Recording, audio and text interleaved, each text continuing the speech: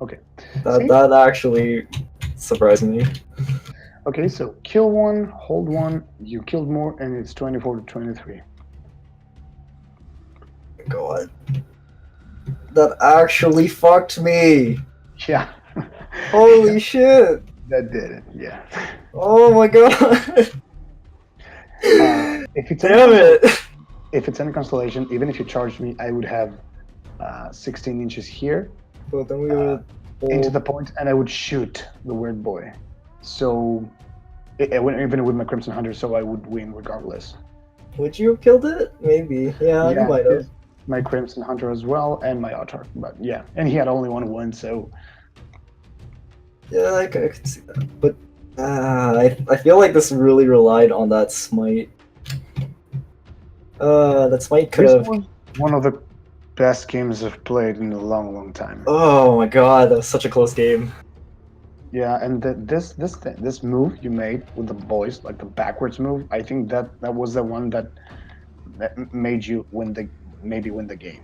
Yeah, I know. The plan was to kill this ranger because this Yeah, was fine. because Plan you was saw. to smite this thing, kill with this, and then I had two shots against Yeah. this guy. No, I mean in the third turn where when Oh, you oh yeah, deep that struck those yeah, guys here and then you backed up those guys, that surprised me. But then I figured out that you figured out that you were up in points and you just needed to stall until you win, which yeah. forced me to come here and die. It was a great You move. getting recon the last turn also like helped you catch up so much, and then you got another extra kill over me. Yeah, actually, this Lone Ranger got me two weekends. Yeah, I know. I couldn't really do anything about it. Yeah. Oh my god, that was a great game. Fuck. Thanks, Definitely man. trashing these kill. You know 36 what? inches is not good enough. Don't do it. But yeah, tractor cannons are better. No, tractor cannons are statistically they do less damage, but Well, smash cannon is where they're 16 points are you and in? they're AP -4. No, no. I mean, are you including the fact that the things auto explode, vehicles auto explode? Auto explode is not There is that great. nothing Oh, like I'll statistical still run about a this few. I'm not game. gonna run all of them. Like that's okay. So you're going smasher guns with the 2d6 Smasher leadership guns, I can get toughness? twice as many guns as a Really? kill. Yeah, they're 16 points, like for the actual guns, so or something like that. 36? No, 31. Sorry, they're 31 for each gun, and each one of these kill super whatever. I don't know what they're called anymore. KMKs are 60. So for 2 extra points, you get 2 guns. And you also get 0.5 extra shots and an extra AP, and then another 12-inch range. I was gonna change them, but then I forgot. Yeah. But yeah. Wow, that was Yeah. intense. Because if they were 48 inches, I would be shooting at your fire prisms and just ignore your flyers completely. Yeah, you would. Because Oh, that was intense, and I have to work in like 6 hours. Shit. So I have to get to sleep. Thanks, Melis, for streaming that, yeah, and No that was a problem. great GG. Thanks for game. joining. And Don't forget to fill out the form, by the way.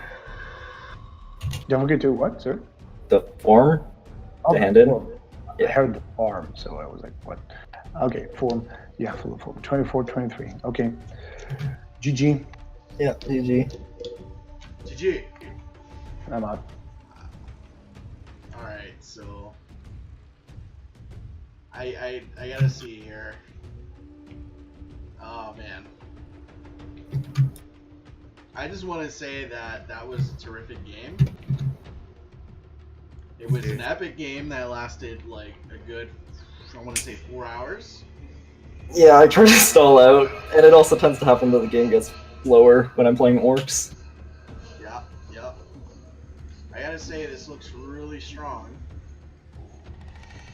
I mean, if you're able to like stay significantly on the board against this, rate spam, fire prism spam, I don't know if this is. I don't actually know how good wave serpent spam is, and Well, he only brought 2 wave serpents, and it's really for screening for the most part, and then just taking objectives. The fire prisms are the one medalist is 3 fire prisms, and it's 1 or 2 crimson exarchs, or the opposite is multiple hemlocks. But relatively pretty strong of a list. This is a relatively strong list. Yeah. That's pretty interesting. And it lasted until the very last round, and it was on a nice edge. I don't know, man. I think that orcs are back in the game. How many, like... Well, the only problem here is if someone was to bring 1 vulture or something that mulches infantry, I'd literally lose a squad a turn, and I'd have no way to recover. Fire and dispersed into a squad equal a turn. Yeah, like, dispersed killed a squad every turn. The only reason why he couldn't do it is because I hit my boys. And these flyers do absolutely nothing against infantry, so he couldn't shoot. But if he was playing against, let's say, Aladeris' list with 2 vultures? I think it was 2? He doesn't have the vultures anymore, he has the hellhounds.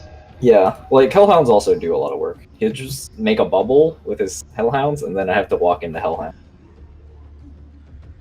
But yeah. I guess... Also, these flyers made it extremely difficult to deep strike anywhere on this map. But yeah. It might have gone a little different if I actually spent the points on tractors, at least, or smash-a-guns. Because I probably would have got at least 3 points more. Yeah. Those 3 points would have really been clutch. Yeah, so these guys really cost me the game. Feels kind of bad. They underperformed like crazy. Tank Buster did okay. They did as expected. They get blown up after blowing one thing up. But yeah, I think orcs are fine. Probably could have considered hiding my war boss inside this building on the first round instead of charging in. Really wanted to pop 2 things right off the bat. Let's get a lead in. He got 3 points that turn pretty much. 1 for killing my Mark for Death target, and then 1 for the Wave Serpent. So, kind of made back his points. So it wasn't too bad. How do orcs feel? I think orcs are pretty similar to how they played in Index. At least the one I'm playing right now. Like, the old orcs, whoever I was playing against was playing mech guns with these exact guns, and they got a buff, but also a price increase with blobs of boys. I didn't think anyone was running Gretchen back then, but Gretchen are worth running for CP now because orcs are pretty CP hungry. Tank busters are pretty good. I think Ludas are also okay too, because you can put grots around them and then use like savior protocols pretty much for each damage instead of each wound. So it's not bad. Fire D3 shots for the whole squad. So you do the same thing as I did with my tank busters and combine a squad, make a blob of like 45, or sorry, not 45, 25. You roll D3, and then if you get a 1, you spend a CP to reroll the dice. Because the way Ludas work is they save the D3 shot for the whole squad for the whole phase.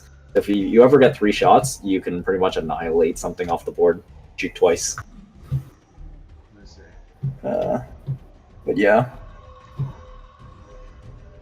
I think they're okay. Nothing too meta changing. Like, I think right now they only jumped up a spot. They only got stronger with the stratagems, but not significantly stronger. Currently I'm playing another elite orc list, not using mega knobs or anything. And that did okay against a list very similar to this. It ran 3 bone breakers, and I just rushed them in with knobs on the inside and smash-a-guns, and then a few tractors. So it worked out pretty well. Yeah. Do you think that there's now, some sort of recipe that can be thrown together that might make orcs really fearsome? I think All the other meta lists. against all the other lists, it really depends. Against Night List, this list does actually pretty well. Because the tank busters, if they have a 5-up invulnerable save, and they choose not to, I literally blow up a Castellan with shooting twice with Bustas. I can also one-shot it with the War Boss as well if they don't deploy far enough back. This deployment didn't really help me. Dawn of War is pretty good. Spearhead's also pretty good. Definitely 36 inches is not good enough, but so when 48 inches on a Smasher Cannon will also do a significant amount to the knight, because toughness 8, you have similar chances to rolling a 3. It's just like 10% less. Or sorry, 50. So yeah, 50% on 3s compared to on 4s compared to 40 something percent with 2d6 match 8. Yeah. I think there's going to be a lot more interesting builds though, because old Orcs and Index pretty much only had throw boys at enemies until they're dead. Now I think you can do a lot more interesting stuff. I think in the ITC format, the Jump Pack boys, the Storm boys, are actually going to be pretty good because they're infantry keywords, so they can straight up drive around through ruins and capture stuff. And they can auto advance 6, I believe, with their ability. But then you roll a dice for each one. For every one you roll, someone dies. But that way they can actually do recon. They can cap objectives like crossboard really easy. Right. Yeah. That's pretty interesting. I really like this game because it kind of showcased the more tactical side of Warhammer 40k. It's not in this game I felt like it was not so much about, at least in the later stages of the game, it wasn't so much about, killing the strongest on the board rather than killing key things on the board. Yeah, that's true. I like this game because it showcased the potential for that. Yeah. Hopefully I put it on a good show, despite losing. But yeah. I think it was great. I think it was a good game, and it was very close. And considering all the different things you have to keep track of, it could be a lot. Like you're running how many? 3 different clan cultures? Well, I didn't actually end up using the snakebite as much. The one thing you can do with mech guns that you're not... I don't think you're supposed to do this, but you're not supposed to target Gretchen with stratagems, but the way the snakebite stratagem works is you can target... Let's say I target a fire prism. Anything that's firing at it in that are snakebite also get +1 to wound, and that just tends to fill the requirements for mech guns. So +1 to wound on a Dracta or a custom mega cannon is pretty good. So I'd be wounding his fire prisms on 2s if I actually decide to focus fire one. But their range is not good enough for me to kill something. It's also 3 CP, so it's quite expensive. Right. Yeah. Less to track when. A lot of things to put, CP into. Yeah. One thing I wanted to do, but there was no way I was gonna do it, was 3 CP to bring back a half dead squad of boys, and then just to full strength and then teleport them. But Sukusu had too much board range, and I had nowhere to put it that was good enough. And those boys would probably not survive morale. I'm actually I am running bad moves for tank bustas. 2 trucks of 10 boys each to keep them safely guarded. And then I kick them out, so they get 3-inch disembark and then another 5-inch move. And then you combine the squads, and that's enough for 20 with extra DACA is enough to kill a knight. Or severely wound a knight, depending on how, with shooting twice. Yeah, But yeah, I really you can do think that. I think this list would be very good. Would be a good matchup against knights. Yeah. Well, I'm against 3 knights next time, so we'll see. We'll have to see. Are you going against the Questor Mechanicus list? Yeah. I really wish I didn't have custom mega cannons though. Did you get matched with Luce as well? I got matched with Star Dragon again, so we're having another rematch game.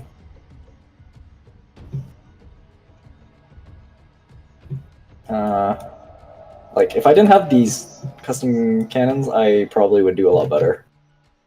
Because they're so expensive at 60 points a model. But yeah. Anyways, if anyone has any questions, I can try to answer it. I'm not exactly the top orc player. I've only been playing orcs this edition I don't think like a there few is times. top work player at this moment. Yeah, Twitch, do you have any I want to say questions? Carl, but then it's like, I have quite a few wins with these lists, though. They've been doing me pretty well. So it's not like they're terrible. Just need some optimization. This is too much of a can't speak English. Rushed list. Because then I didn't do all the math I needed. I got a few plans down with like the war bosses on the bikes and the tank busters, but I didn't really check all the options for mech guns. I might have changed something, maybe not. Considered also doing mega knobs, but that's cheesy as fuck. Yeah. You know, I think somebody's really gonna try to do that. Anyways, if anyone has any more questions, if not, I'll head out. Yeah, I don't. Yeah, I don't think anybody's really got any questions in chat. I think it's been a really long day. Yeah. Well, GG everyone. Good game, man. I'm gonna head out. I got this. Hmm? No, Our Oak's good now. Snake is asking if orcs are good. Yeah, I think they're mid-tier. They're not awful. Well, time will tell. Like, this is not the best case scenario. I think you can do a couple funny things with deep striking. If you can get multiple deep strikes on turn 2 with multiple boys coming in at the same time, you might be able to just overwhelm your enemy. Who knows?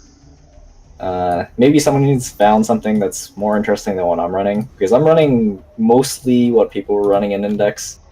But if somebody runs something interesting, maybe they might be top middle tier. Who knows? But yeah, There with AdMech. I think they're better than Grey Knights at least. I mean, anything. Oh, is what? possible. You want to kick that dead horse, huh? Yeah. Anything is better than Grey Knight. Like, orcs were pretty hard to play in Index. Like, there was a couple things that did work and you could win, but like, I think they're really far down.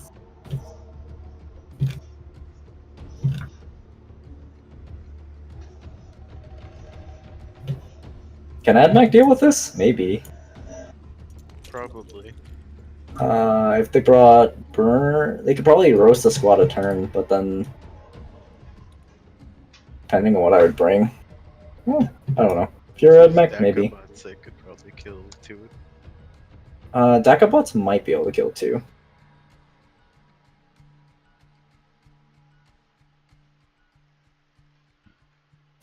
Okay, let me see here. Bottom tier for AdMech that Bottom- outshoot Tau, and everyone knows how annoying Tau are. Well, the whole thing about Tau shooting is our shooting is not that amazing. It's more of we have relatively safe shooting.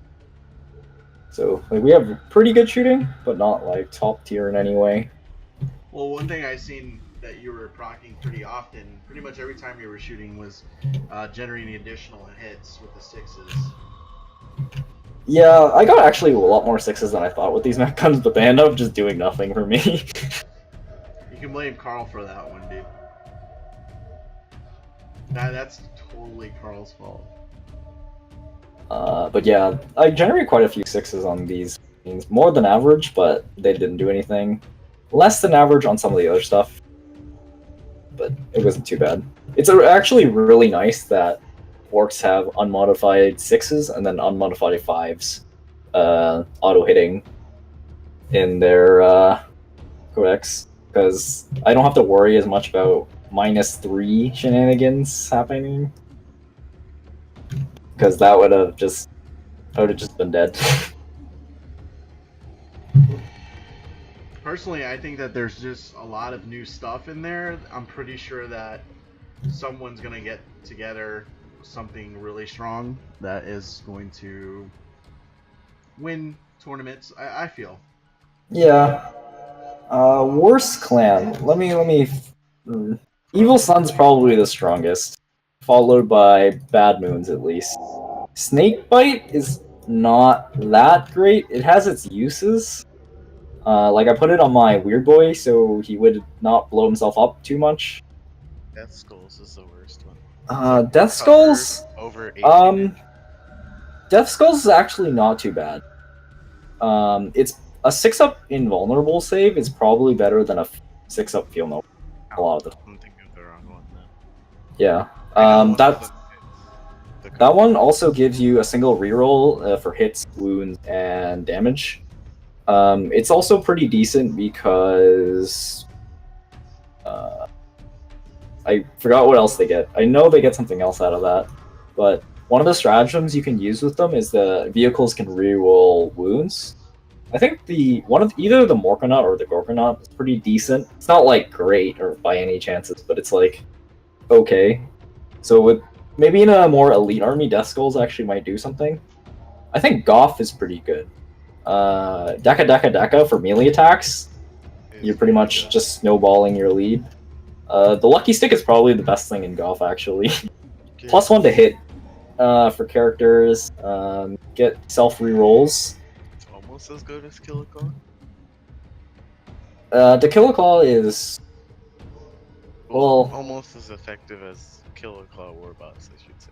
yeah. I originally my first list I used Goff as well as Evil Sons, but like Evil Sun's extra movement, charges, and advances just out edge Goff.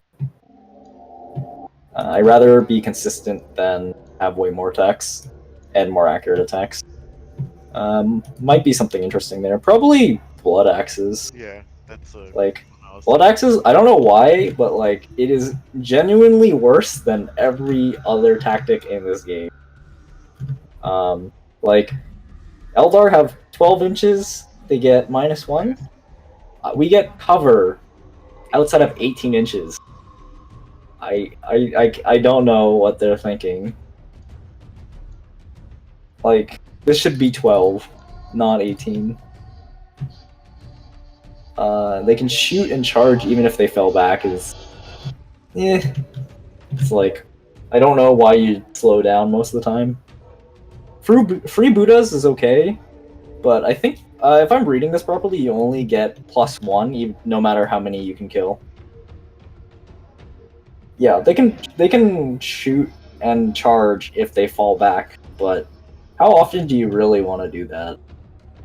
Like, I think Blood Axes get the free teleport too. They're not free, but like the better teleporting stratagem. Like they're all okay, but like the cover at 18 inches is so bad. Practically useless in most cases. Because even getting cover as orcs, most of the time it does absolutely nothing for you. Yeah, like that's the only stratagem that's decent, but like you can get over a certain power level while the other one caps at 20, but do I really? Like a squad of 30 boys is already 20 power level. Yeah. I have to look at these stratagems just to get familiar with. There's quite a lot of interesting stratagem. A lot of diversity, more than some codexes actually. Like a lot of them are pretty useful. You can do a lot of interesting combinations with them. Like a lot of codex have like the 1 or 2 really good stratagems, and then everything else is either situational or absolute garbage. But Mob Up is really good. Ramming speed's pretty good if you're going vehicle heavy. I didn't have the CP to ram something. I got Is a that question. one? Sure, go ahead. Okay, so what about Green Tide? How did that end up being released? What's What do you the mean exact Green Tide? rating on Once that? per game. Unstoppable Green Tide? Oh yeah, that's what I was talking about earlier. So this one's a little bit worse than the Chaos one. Unless if I misremembering how the Chaos one works. Your boys have to be under 50% for it to work. Let's see. Use the stratagem at the end of your movement phase. Select a unit of boys from your army that has less than half its starting number. Yeah. So I'm pretty sure Tides of Traders, you could just straight up move a squad, regardless. So it was like a free teleport most of the time, even if you didn't lose any models. This one, you need to be under half. And I find that's sometimes an issue. Like in this game, I couldn't use it because my boys were too far apart. But if you're running a lot of boys and they were sharing leadership, you could easily use it. So for 3 CP, it's not that bad. Your opponent just has to have a spot to run it. But yeah. So what do you need to know about it other than that? Well, basically, when we got the previews of it, Eladars was talking about how... Oh, it is once per battle. They did write it down. Yeah, okay. Yeah, so it's still board edge, 6 inches from a board edge, wholly, and then 9 inches away from a model, and it's only once per battle. It's more... It's okay. It's more balanced than Tides of Trader, but it's a little expensive for needing under half. Yeah. If it didn't have that keyword, it'd probably be 3 CP, probably be used every game. Fair enough. I think it'd be OP if it could be used more than one. Well, it's not more than one. I'm just saying, like, if you can use it without the under half requirement. Because under half is pretty specific. Like, if I'm losing my boys, usually I'm not going to be left over with too many. So I can bring them back at full strength, but they have to survive morale. So that's the... Gotta really need more boys beside each other for it to work. But yeah. Like in this case, Sukusu was just shredding a squad of boys every turn. To the part where I couldn't stop him. So if I needed 2 CP to make them invincible, and I didn't have that CP, I spent it on other stuff, like rerolls. But yeah. Yeah, I think that they definitely need to be experimented with to get a final verdict on just how competitive they are compared to everything else. But, Yeah. I think this was a really good game. I feel like lesser lists would have fallen. Yeah. Sukusu played a pretty good game here on his own. I played a lot less skilled players than him, and usually they don't position as well, and that way I can just abuse them with my war boss and straight up kill a lot more better targets. Especially if the deployment allows for it, because if you're playing Dawn of War, even if you're deployed back here, I'd probably just deploy right here, and I have a lot shorter of a charge to get in. Yeah. And you'll be getting a first turn charge with these Big Macs. Yeah, the war bikes. Big Mac, maybe not, but he's really there to be defensive. His base is actually slightly bigger than a standard Big Mac, so his range is technically a little bit bigger. So that's kind of what I like about it. He's super mobile for the 5 up and vulnerable too. But the 2 war bosses are doing pretty good for me. First one to clear the screen, the second one to really blow stuff up. Might have to... Well, originally when I made this list, it only had 1 squad of tank busters, and then I had a Dakajet to clear screens, but Brog's bomb's been working out. They're capable of killing a knight in 1 hit? Not 1 hit per se. It's exactly like a Smash Captain. Like, this is your ghetto Smash Captain right here. He does about 15 damage to a knight with a 2-up save, I think. So, but it's pretty much the same. Like, a Thunderhammer is also wounding on 2s. Also 4 damage with the Warlord trait. So I get 6 attacks, and that's pretty much the same because I think a captain has 4 plus D3 using the stratagem. But this guy does not need any stratagems to really do work. The only one he really needs is to attack again. A knight has too many wounds that you can't one-shot him, and that's the same with a Smash Captain. You really need to attack twice or attack after you die, which tends to happen after the knight swings back, but it's whatever. You traded a 99 point model for a 650 point Castellan, so like I just crippled him while I still have most of my army. Like I lost this guy basically turn 1 and I still did okay throughout the game. That's pretty much what I rely on. That's pretty cool. New Smash Captain. Yeah, like he's glass cannon version of Smash Captain because he doesn't have 3-up invulnerable, but it's like he's still pretty good. Like I was Evil kind of Sun, surprised that he was able to pull off a first turn charge. it's a lot easier if I didn't get this deployment. Because the way Evil Suns work is Speed Freaks get an extra 2-inch movement, so he has a 16-inch move. So from my deployment on the front, he ends here, and then on average you get 3.5, so plus 1 for... So you get 4.5, so you end up being right here. So you need to only make a 3 to 4-inch charge most of the time. The litany of deployment has been made, brother. Like, it's absolutely crazy.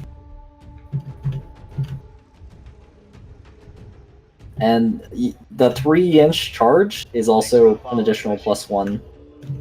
So, like, if you make a hole here, and if they had their tank here, for example, and their screen here, I have to make a very short charge if I clear the screen. So You still have to worry about things like Overwatch, though. I'm not too worried about Overwatch. Like, of course people are gonna get lucky, so that's gonna feel bad if it fails. Well, I'm just thinking of how can I make a Tau player cry? Well, you wouldn't run this into a Tau player because I'm pretty sure Riptide will straight up one-shot this guy. Because he only has a 4-up save, but his only form of tankiness is his 6-up toughness. Or toughness 6, sorry. Sorry, that's the big man. This guy. He has 7 wounds, the war boss. So, 7 wounds, toughness 6 is still pretty decent on a 4-up save. Against Tau, he's definitely dead against 2 to 3 Riptides. But anything else, overwatching on 6s, you'll have a hard time killing it.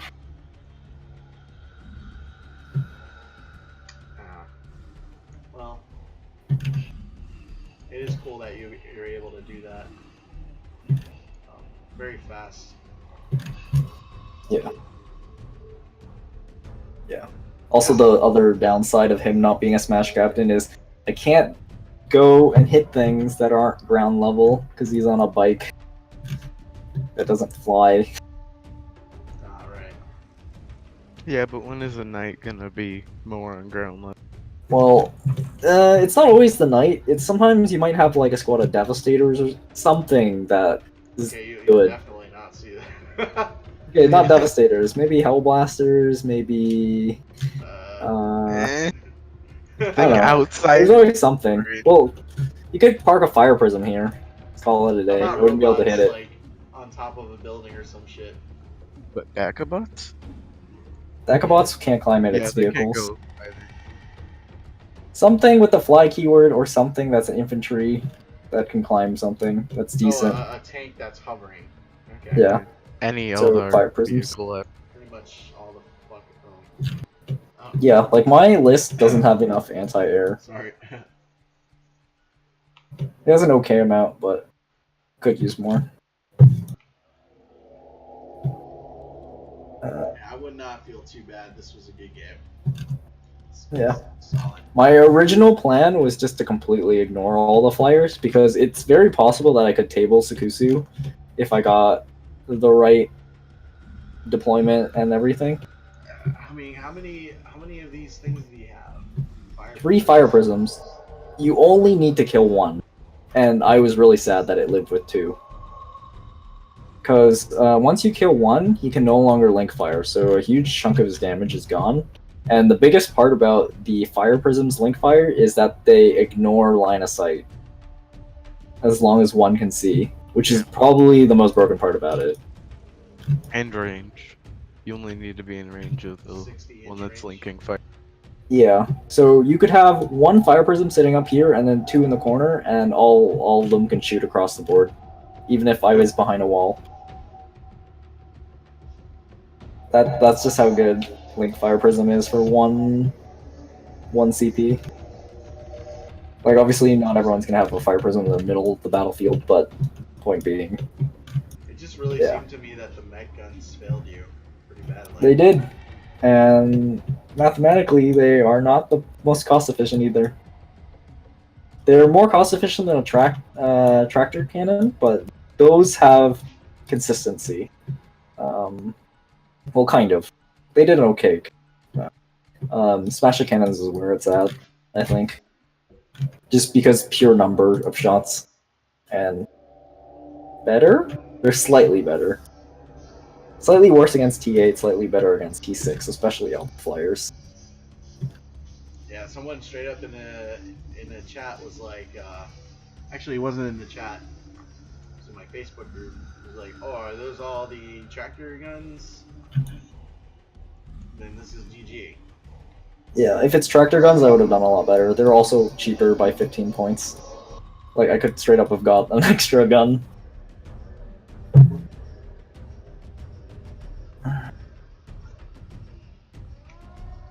More mech guns also means takes longer.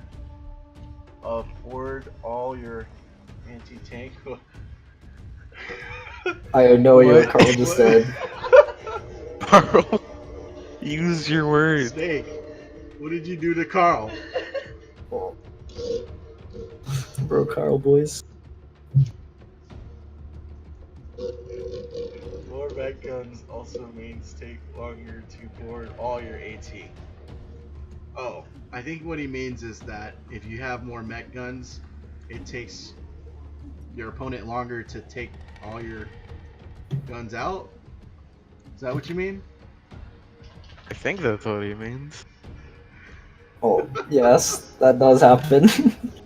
Yeah, like, if they're cheaper, smash guns, I get twice as many, that means I get double the amount of wounds. I think that's what Carl was talking.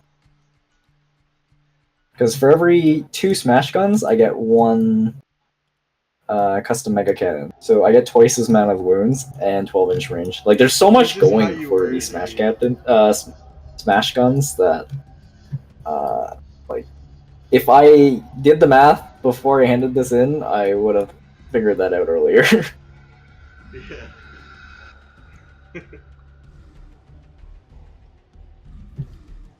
Alright, so Yeah. I know then you're gonna be making adjustments to this list. Or are you gonna go for something completely different next round? I was originally gonna play Death Guard, but then I got over to Orc hype, and then I was like, I'm gonna play Orcs. And then I played 6 games of Orcs, won like 6 games, and then I lost this one. So it worked until I lost. So I To might be change. fair, Carl wasn't there, right? That's also true. This is Carl also true. wasn't there. Yeah, I played like 2 Orc lists ever before I handed this in. Like, after I handed this in, and they were vastly different from this list. I played one with like purely elite orcs, and then I played one with a different set of mech guns. I brought one with Ludas actually, and they did pretty good. Despite only rolling 1 twice in a row, but they killed a Hemlock and a Crimson Hunter for me. Yeah, I can see why like Carl like gets really salty in his games because he's like always running mech guns and you know he's always rolling like 1s and 2s when it's time to determine the amount of shots. I could see that being super frustrating. I honestly really like even like though these custom mech guns failed me, I really like them. They're one of the only guns that you take 1 damage for unmodified ones, so I don't have to worry about getting -3 and then just blowing myself up. You also only take 1 damage every volley of shooting. So these things have like a lot of quality of life that a lot of guns should have. I think they get underestimated, to be honest. They're really easy to kill. They're only toughness. So I've had a lot of people that just blow them up turn 1. Even in this game, Sukusu was like, he was underestimating these mech guns. Well, he didn't exactly underestimate them, even though he said he did. He did kill the mech guns here and here. So I lost 5 mech guns or something like that. 4 4. So it's not like he underestimated. These mech guns were hidden for like a good chunk of the game. Yeah, but you mentioned that his flyers couldn't really do anything. Could it be just that they had nothing better to target? Well, his choices of shooting was grots, except for that one time where he actually needed to really kill the grots for objective points. These flyers don't do anything against boys, so the option is killing the tank bustas, which is a big target, or my truck. He didn't actually end up doing. But he did kill quite a few of my mech guns.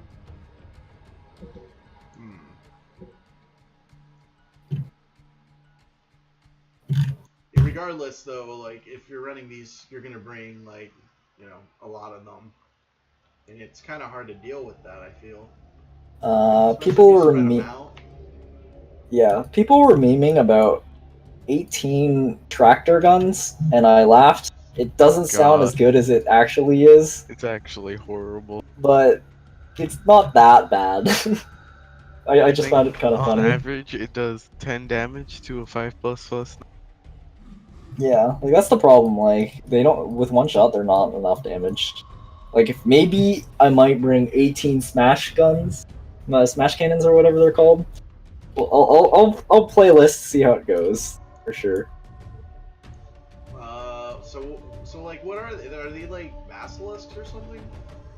No, they're these guns in particular are 36 inches, strength 8, d6 shots, AP -3, and then a d6 damage. Yeah. The smash guns work really weirdly. They're d3 shots, so you're basically getting 2d4 for every d6, so that's on average 0.5 better. They get 48-inch range, which is pretty important. They're also AP -4 and d6. What makes them really weird is you have to roll 2 dice every time you make a wound, or sorry, you make a hit, and then you have to match or beat someone's toughness. So against flyers, it's actually better than rolling a 3 up. Okay, I see where you're saying. You also don't overheat. It's pretty interesting. Yeah. Smash cannons are probably the most interesting gun, and we'll probably see more of them once people realize they're actually really good. Yep. Like everyone's on the tractor cannon hype right now. Hey, you can't What just are skip tractor over the cannons? Like, are bubble. those like the basilisks? Tractor cannons also have 48-inch range. They have 1 shot and they're auto-hitting. So on average, they do less damage than a mech gun, the mech gun with the custom mega cannon, because they only have 1 shot. They wound on the same value as the mech gun, and they also do the exact same amount of damage.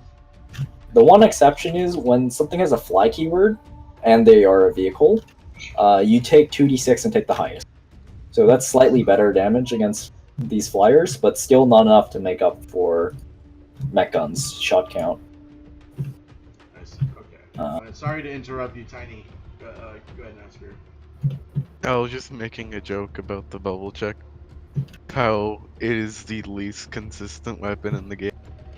Is that bubble? That's the one with d6 shots, d6 strength, everything, and then Well, of d6 Orcs should be the d6 strength. just AP, the most all over the place. shots. I might and buy that damage. if it was 10 points, or like 3 points or something like a mortar. I think they should have made the strength 2d6. 2d6 is actually pretty strong, not gonna lie. Because 2d6, the average is like 7 or something. Yeah. Yeah. Because if you rolled a 6 on AP6, oh my god, that gun would be so Since the broken. strength is D6, I kind of feel like it's like I don't know what its real purpose. Like I guess it's decent against like light vehicles and heavy infantry because you see a lot of Terminators around these days. You know. Yeah, but it's gonna be like strength 3.5. Actually, the list I was gonna bring actually ran Terminator, so... Really? So sorry. No, Death Guard Terminators are actually really, really good. Oh, yeah. I mean, okay, alright. Because I was saying that Death Guard Terminators were pretty good. But that was shut down because of how slow they were. They are Whoa. slow. You just have to understand how to use.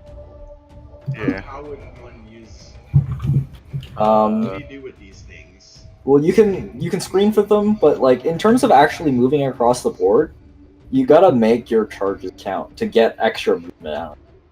Right? So if on average your charge is the first charge is 9 inches, right? So you get 9 movement that way. You gotta position your Death Guard Terminators in a way that you can maximize where they're moving, like towards the next goal.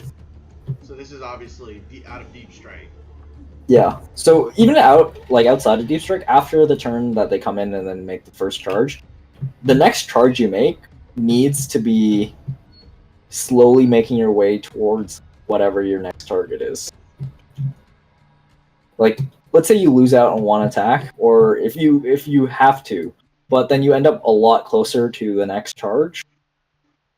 So that you can also choose not to kill the squad and lock them into combat so that no one can shoot them too. Yeah, that's something you learn to do playing melee armies a lot in A. It's like, because since fallback is a rule in 8th, melee armies, like there's a bit more, like, it's different the way you want to like declare your charge and how you want to move your models compared to like previous editions. Because like now, like if a unit has fly, like you're charging it either to make sure that it can't charge next turn, or you just think like you can do some damage to a fly. Yeah. And then multi-charging is also really good. Sure, you take more damage, but like you declare something that's far and something that's close. If you make a 12, for example, you can just skip your closest target and just make the distance over. It just depends on what the faraway target is. Yeah. Like what you're charging with. Like sometimes you can get a lot of distance out of just charging. Especially if you're playing evil songs. Yeah. So what does this mean for you, Trinity? Does that mean that we're gonna see you next round with Death Guard? I might, depending on how I'm feeling about orcs. What do you? So what is your opinion on Death Guard then? Is it? Death Guard only in certain cases are really good. They have some absolutely amazing units, and their main infantry models are absolute hot garbage. These are my words. I said this. Like, really you take a marine. I agree. I totally agree. Like, yeah, you take a marine, you make it slightly more tanky, but way more expensive. That's pretty much how Death Guard is. Anything with like AP2 damage, she was gonna choose her. Oh, so you're saying burst cannons, heavy burst cannons. Yep. I just shred Death Guard. how do you run the Death Guard? Or, like, how would you run Death Guard then? Leg burst crawlers are probably the best thing in the entire codex. Yeah. Line of sight, don't need line of sight. Strength 8, AP -2, D3 damage. They're only ballistic skill 4, but it's good enough. The 2 plague spitters are amazing. 8-inch flamers, there's 2 of them. They're relatively cheap, and they're strength 7 on those things. Because of those plague spitters are also rerolling 1s for wounds, that makes them really consistent, and with the warlord trait you can reroll all wounds. That also makes light drones good and haulers pretty good. So that's why you see a lot of lists run those. Would it run any like Plague Marines or? Plague Marines are just not worth it. They're too expensive. Anyone who's running infantry is either running cultists or chaos demon,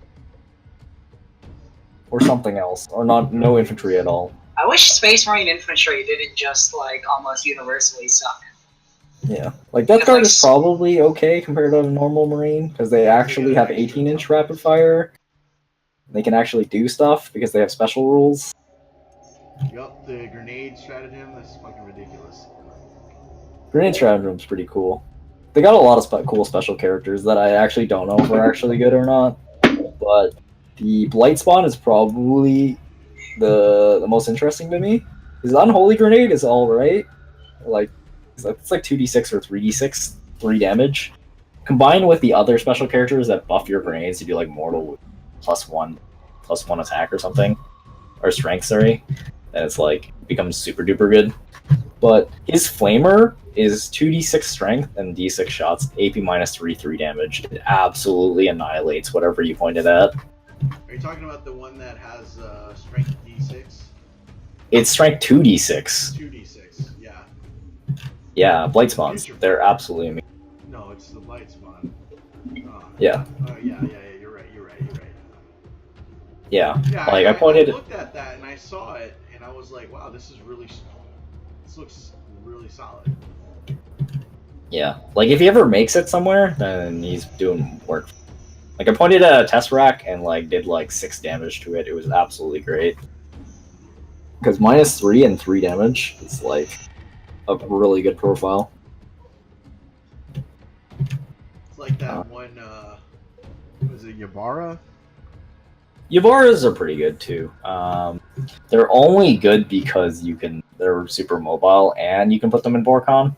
Yeah. Speaking of which, I was actually... The other list I was planning on running was anti-orc meta. Carl would actually hate me for running this list. What did you take? It was 2 Yavaras. Oh, I hate you. And then they both had early warning override, so if you'd have jumped by me, you would have taken 2 Yavaras to the face before coming down. Yeah. A part of my current list is also like I'm doing that like Gorgonaut cheese where you put like a Gorgonaut in teleport reserve and then you. Oh, that's fine with me too because I have against vehicles I do mortal wounds. Yeah, and also a 14-inch range, so because you're Gorgon. Yeah. With flamers that are like what? Aren't they like flat 3 damage? Yep. I actually played a game against Pigzy. It was a casual game, or at least I thought it was. And he took 2 Yavaras and just like flew them off the board and like sat them literally right in front of my army. Killed a truck and a squigget, both of which containing tank busters. Killed all the tank busters. I think I had like a mech gun or 2. Killed all those with other shooting. And then turn 1, I actually got about 60 boys in melee with the Yavaras and did 4 wounds. Yeah, but I also take grav drone. So if you ever charge me from 9 inches, it's 9-inch charge plus an additional D3. Yes. So not only are you getting early warning override on the way in, you're also taking Ryavara Overwatch. Yeah, not to mention just the. I like the Death Guard idea a lot better. You should go with that one. Yeah, please don't play it out. I got yelled at because it's a tournament list that somebody else made. It's not my list per se. The one I was planning on running. Yeah, let's see that Death Guard. That one also hurts orcs a lot too. Like running into all those flamers absolutely shreds orcs. I need to see it. Right? So I need to see it. You know, winning team was playing Death Guard, wasn't he? And then he dropped out. Yeah, it's that list actually. Winning teams. The one he brought, that one. That's a tournament list. Oh yeah, I do have it actually. Does anybody like know why winning team dropped? Is it time zone issues? I don't know. I'll ask. Here you go. It's. Looking at it, it seems like he wasn't able to play any games at all, so it might have been time zone. Well, the first 2 he couldn't play any games, and the next 2 he just dropped out before the thing ended. Ah, fuck. Why?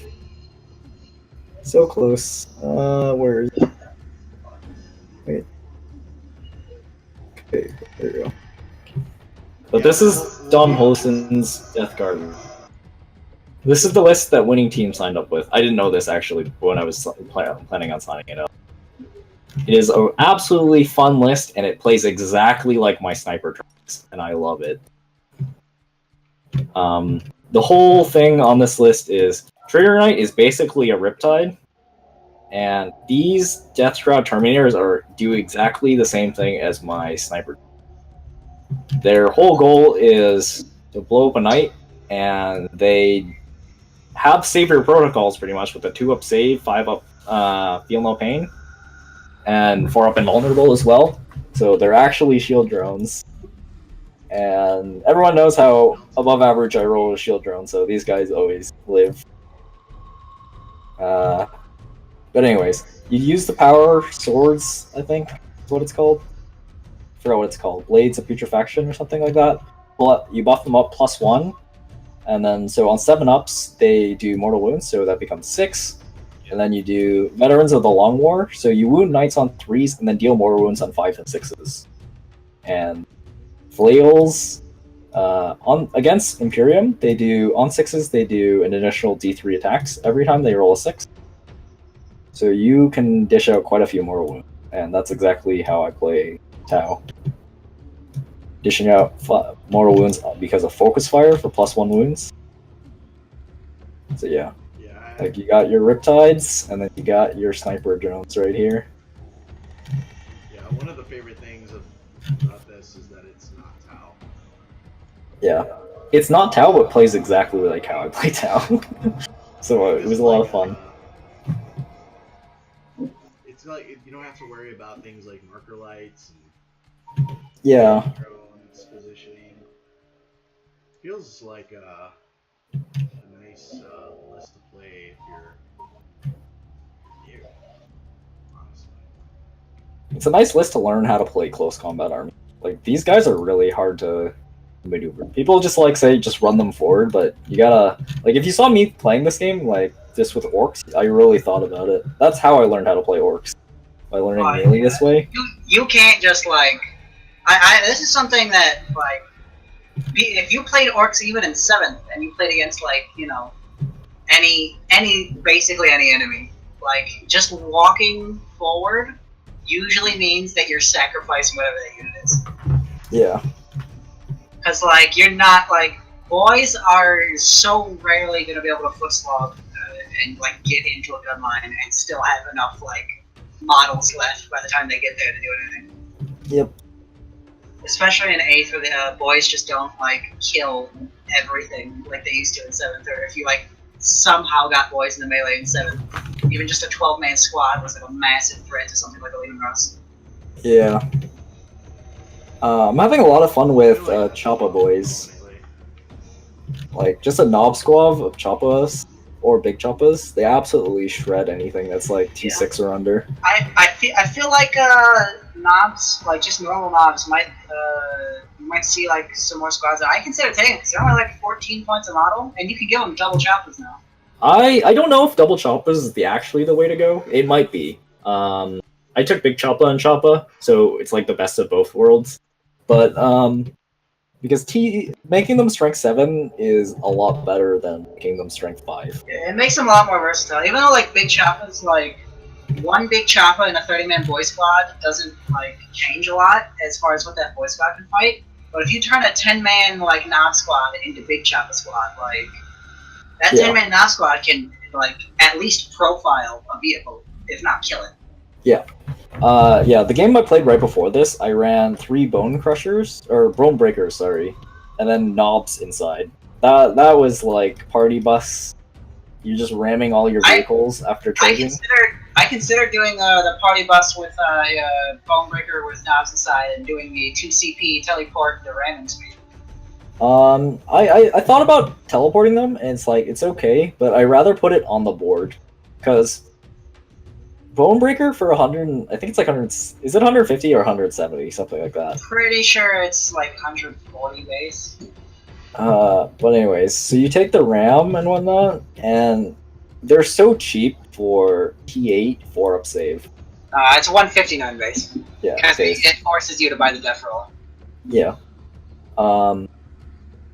Your strength 8, wounding on, hitting on 2s, basically you're wounding on 2s against any infantry or wounding on 4s or 3s.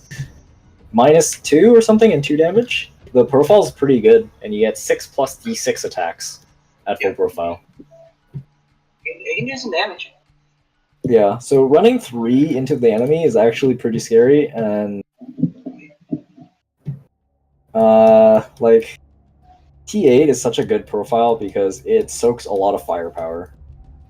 I'm just sad that like you can't do a party boss with knobs inside with the big choppas and also custom shooters anymore. You just can't take shooters on knobs anymore. You can still take.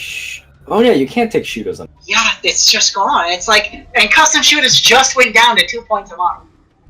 Yeah, like I always found it a little weird that I can take 29 boys and then my knob randomly has double choppas. Because I was like, I kind of want to give him a shooter, but then like. Yeah, like you can't. It's no matter what. It's like you went from 30 shooters to like the codex dropped now to maximum of 29 shooters. Now knobs forgot how to hold ranged weapons. Yeah. There's a lot of weird stuff too. Like certain units can take kill saws. Like knobs, I'm pretty sure can take kill saws, but then sometimes war bosses can't take kill saws, and it's like.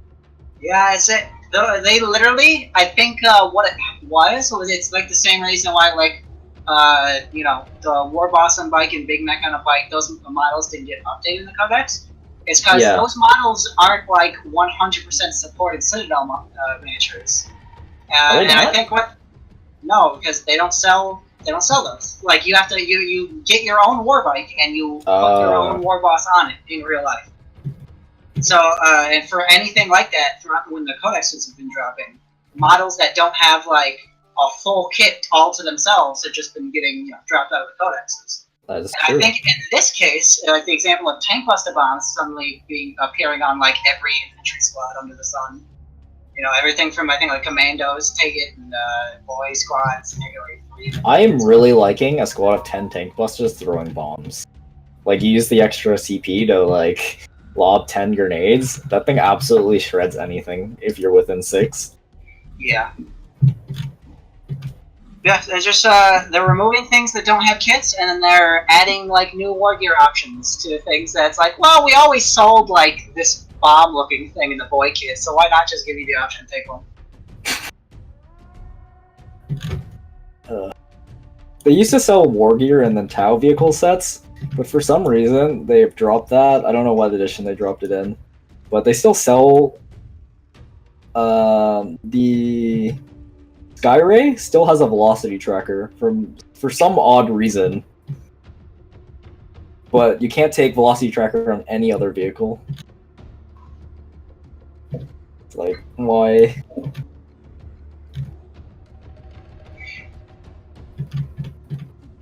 Yeah. Are you running anything else interesting in any of your work list? I've tested quite a few random strats and like that. Well, I'm taking the Smash Fucker build. Just Smash Fucker, War Boss on a bike, Killer Claw, Evil Sons, Robogun. Yeah. He's just a missile. I don't know what else is good. I'm taking bikes with them so that they can fly up the board with them. I saw them actually a pretty interesting strat yesterday when I was playing against another orc player. He had a squad of bikes, and he drove them up in Evil Sons, and then he killed my entire squad of screens, or whatever I was sitting in the front. Oh, what he actually did was he killed a truck and then he killed the tank busters, but he used the Evil Sun strat and then just drove them back into his own deployment. You can do some serious hit and runs with that strat. It's 1 CP too. It's so cheap. Yeah, and it's different than every other stratagem. Usually the moves twice stratagem is instead of shooting, but you actually can shoot because it's at the end of the shooting phase. It's just instead of charging. Yeah. And not to mention, like war bikers, like the normal war bikers, they have a decent DACA output for what you pay for them. As far as just like 6 strength 5 shots. I find it a little weird that you can't take shooters on them. Yeah. You can take shooters on knobs with war bikes though. Can you? I think you can. No, that was also removed. It's not there. You can take combi Scorcher and combi rockets on knobs too. 1 sec. If you want to just like spend a fortune. Okay, let me see this actually. Yeah. No, they're no longer the only knobs that can wield like proper. Oh, sorry, it's not it's a slugger, not a shooter. You're right. Yeah, they are sluggers. But yeah, the DACA guns are pretty good at like a lot of firepower. They can help against anti-air too. They did okay. They're not that great. Most anti-air are T7 or T6, so just standard shoot is just as good. Yeah. But yeah, like Evil Sons is very clearly like I almost feel like there might have been an agenda there with all the Speed Freaks models they released, but then they made all their Speed Freaks models like way overcosted for what they do. So I don't know if they're trying to push models or if this is I don't just a think all of them are overcosted, but most of them are still not that great. I haven't tested them yet. I've only fielded the custom Booster Blasta, and it was like just alright. I think the one that teleports around is still going to be decent. Where I can give you like instant board control and it hits on freeze and all that other shit. Actually, that kind of well, Twitch chat. We have Troopa, who just recently returned back into Warhammer 40k. He's interested in knowing what the meta looks like right now. Lots and lots of knights. Tier. Okay, Ynnari. Okay, hang on. All right. Top tier at the very top. It's Imperium soup, pretty much. Imperium soup. Right below, it's like Inari. Like by themselves, Imperial Knights are not top tier. Neither is Guard or any Imperium faction, off the top of my head. But as are you saying that Quest or Mechanicus is not at the top? It's not that top tier. Like they're still good.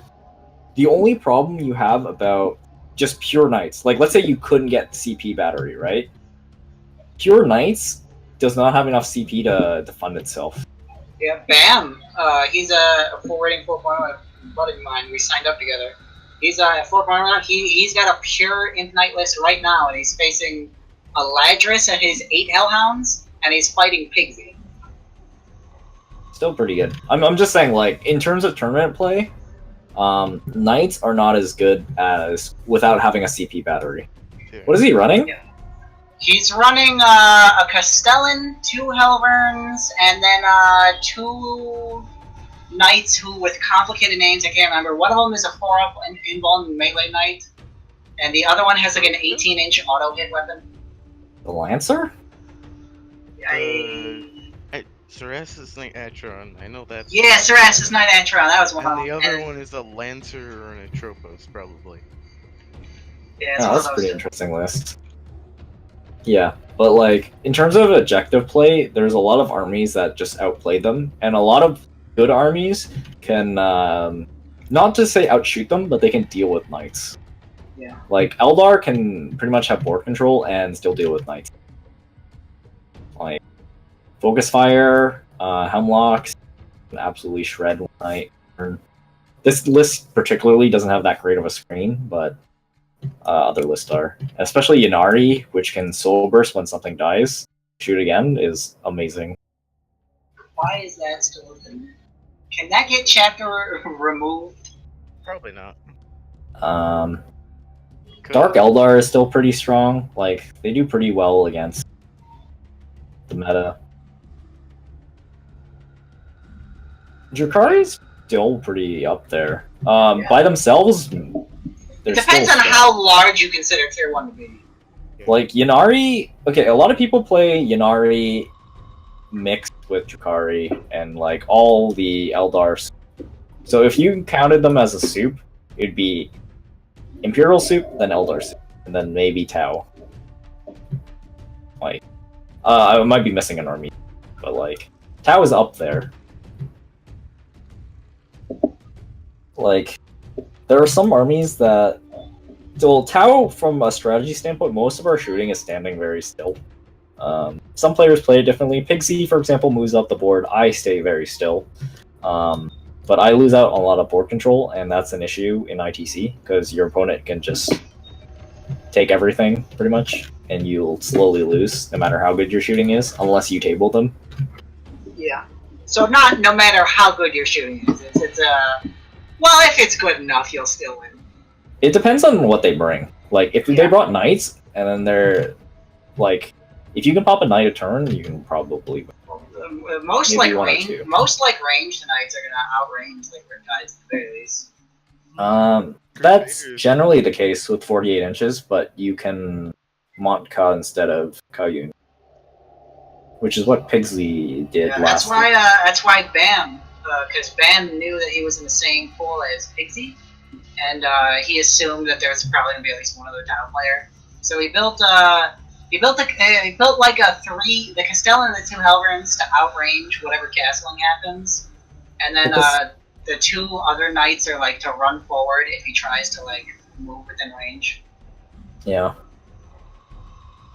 Like that's probably the main issue about Tau right now. Like we're not the strongest gunline army, but we're like. I feel like if Crisis Suits got like a big ass points decrease and or buff, that could maybe add a bit more like mobility. Not the same way like I think Pigzy this round's taking stealth suits, so we can. Stealth suits are actually good. Yeah, they're a little expensive, but they're really good. Stealth suits add a little bit extra to the army rather than just like literally castling all game. Stealth suits can do other stuff. Yeah, like it's pretty common to see stealth suits in armies alongside Riptides. Crisis suits, if they got a point decrease, you might actually see them, but they're not that good. Like, yeah, I need a big. Even if you took, they're a huge point. Even if you decrease the points by like, let's say 10%. 10%. That's not a lot at all for what they cost. Right now they are 50 points a model, so yeah. They need like a 15-point decrease to see play, I think. Yeah, so like if you got a 15-point decrease, taking a squad of 9 is still several hundred points. Yeah. Like I could take several hundred points. I could take 2 Riptides. I could take a lot of broadsides. One of the bigger problems too is that if you take anything other than like burst cannon crisis suits, it costs so much, and you're hitting on fours. Yeah. They also get outperformed by commanders straight up. Like even if they had Ballista skill 3, they still get outperformed. Yeah. Literally, they're equal weight in commanders. Commanders are faster, more durable, and do more damage. And like you can't shoot at them properly, and they have more options, and so on and so on and so on. Yeah, like they have to. The only problem about Crisis Suits is there's no real stratagems for them. Farsight has a stratagem, and it's actually good for 2 CP, but it doesn't work with the homing beacon, and you have to be Farsight, which is one of the worst. Also, yeah, Farsight is that you have to be within 6 inches, so you can't even do it when you do. You can't even use their thing when you deep strike. Yes. 6 inches. Farsight's tenet is so bad. It's like the guy who started writing Farsight is like, yeah, they do something like this, and There's still only real ones within 6 for wounds. And it doesn't work in any other phase but shooting phase. Yeah, like, it needs to be, at least extend the range to 10 inches. Like, come on. Yeah. It's Farsight. Farsight is also a hunk of garbage. Yeah. The coolest thing out of Farsight is probably Fusion Blades, but, like, Tau doesn't have melee at all. So, if you're running Farsight or Fusion Blades, they're pretty much dead. In order for Farsight to be even remotely viable, he has to at least be on par with like the new Smash bug from the Orca. He has to at least be able to do that much if you want to see him as like the sole melee unit in an army that you're just firing him at an enemy squad with a missile. I brought Farsight in a narrative list once. It was the 8 narrative. It was like I brought all the 8, so it's 5 commanders plus Farsight. Like, everyone's like, oh my god, this guy's bringing 5 commanders, but it was actually, like, fluffy, so they had shit weapons, and it was an XV8 with flamers, which means you can't actually move or deep strike and use the flamers. But anyways, it was a narrative list, and I'm happy that we're actually getting the 8 in chapter approved. But, Farsight was fighting against a squad of Wraith Knights? Is that what? Not the Wraith Knights. Wraith? What are the smaller Wraith Knights called? Wraith Lords or Wraith Guard? Wraith Guard, there we go. Wraith Guard deep striked in, and Farsight straight up lost in a fight with them. When the melee ones or the ranged ones? The melee ones. Yeah. Literally, he did absolutely nothing for me the whole game. Yeah. Farsight is such a waste of points, even against orcs. Bad.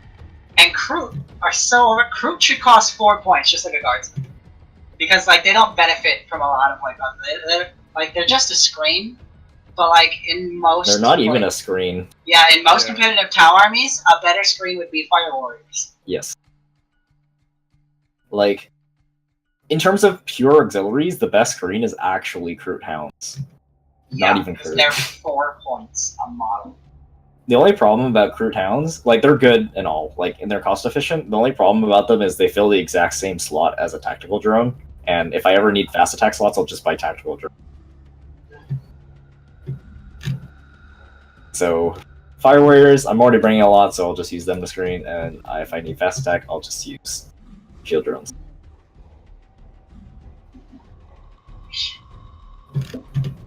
I just wish that, like, I wish that they would play Tau more into the whole, like, Halo-esque Covenant thing, where it's you know, there's the Ethereals are at the top, and then, like, you know, a number of different alien races are beneath them. Well, it does play a little like that, and there are a few races that we don't have models for that exist anymore. Every single edition, We have Psychers. Yeah, I know. But every edition, you have polar. Isn't it like space polar bears or some shit? I don't know, but we have like some jellyfish octopus thing that uses psychic powers or something, and ethereals are supposed to be able to mind control or something in lore. Psychic power, the psyker. Yeah, we indoctrinated something that can use psychic power. But like every single edition, every time the Tau Codex comes out, more and more of those Tau auxiliaries just keep getting cut. You know, like now it's like Goyvesa. Do Goyvesa even have a Forge World entry at this point? No. I don't think they do. They don't. So Goyvesa just don't exist.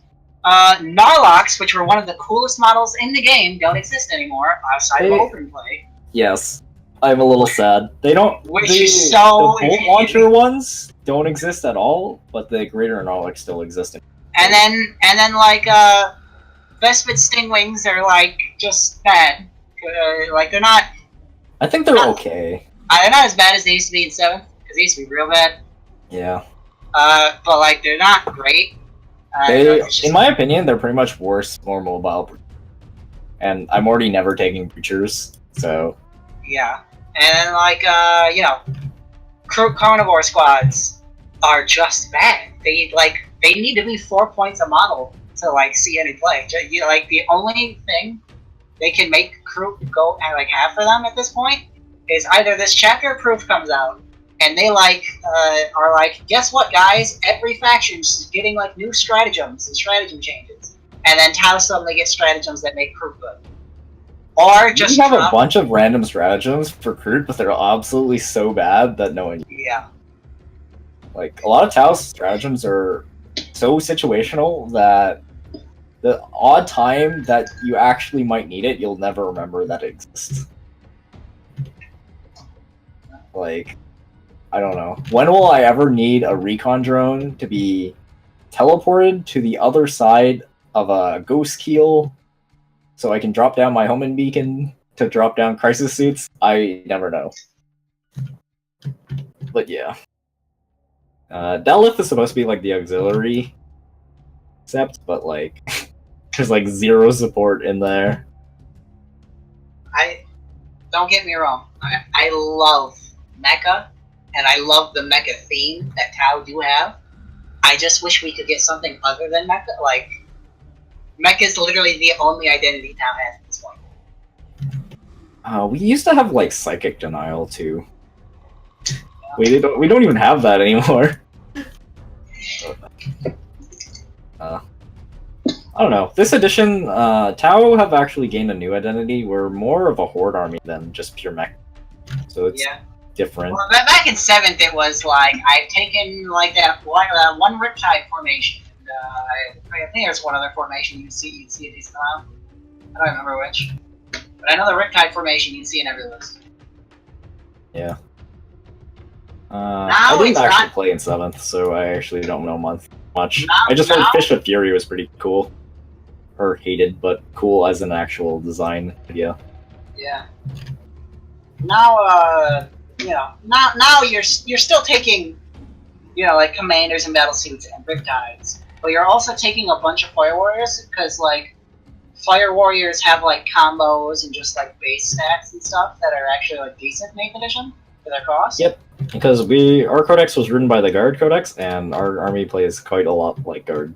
And like the Guard Codex, well, honestly, the main strength behind the Guard Codex is how everything is undercosted.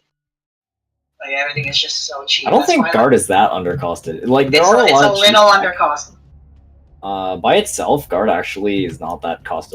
They have a few undercost. So I think their base infantry should not have dropped 4 points. Their base infantry is. I in do terms not of like actual usage. They are pretty good, but they're only good if you can use them with stratagem and order. Like they're not that cost efficient for their own. Strength 3 weapons and strength 3. But like to get 2 6. orders out of 30 points for a company commander, and like so you spend 180 points, you get 30 guardsmen and like 4 orders a turn, even though you can't actually spend 30 guardsmen. That's because the way people are using them, they're actually not good in general. You're just using them as body. Yeah. More than I actual think use. Pure Guard's still a top tier army. Huh? Sorry? What did you say, Pigzy? Pure Guard's still a top tier army. They're really good. It's just that Pure if you're Guard going to is use not Guard, actually you might that as good. It's just that it's better to soup, so you might as well. I still think Pure Guard's really good. Pure Guard is not as good when you consider Eldar souping and Imperium souping. Pure Guard just up against. I think Pure Guard is a little not as bad as Space Marines, but I don't think it's top tier. I think it's middle tier at best. It has a lot of decent options, but a lot of its options are not that good. Yeah, I just don't agree. I think that their Pure Guard is probably still below Tau, but not by enough that I wouldn't still call it. Maybe. I reckon it's similar to Tau. Like, you can make a ridiculous, take 9 of those ridiculous Hellhounds, and you're already, have a strong list. You're already in a good spot. I mean, infantry... I've actually tried a mass ridiculous. Hellhound list, and it doesn't actually do as well as you think it does. You actually need other stuff, or else Of course you do. Of course you do. Yeah, but you can take 9 Artemis Hellhounds for less than 1,000 points, and then To be fair though, I blame Forge Roll for that more than Guard as a general. Those things are definitely undercosted for what they do. They make back their points way too easy. Yeah, what are those ridiculous? If you compare them to actual normal Hellhounds, normal Hellhounds are 100 points, and they're normal Hellhounds are, I think, relatively balanced for them. Yeah.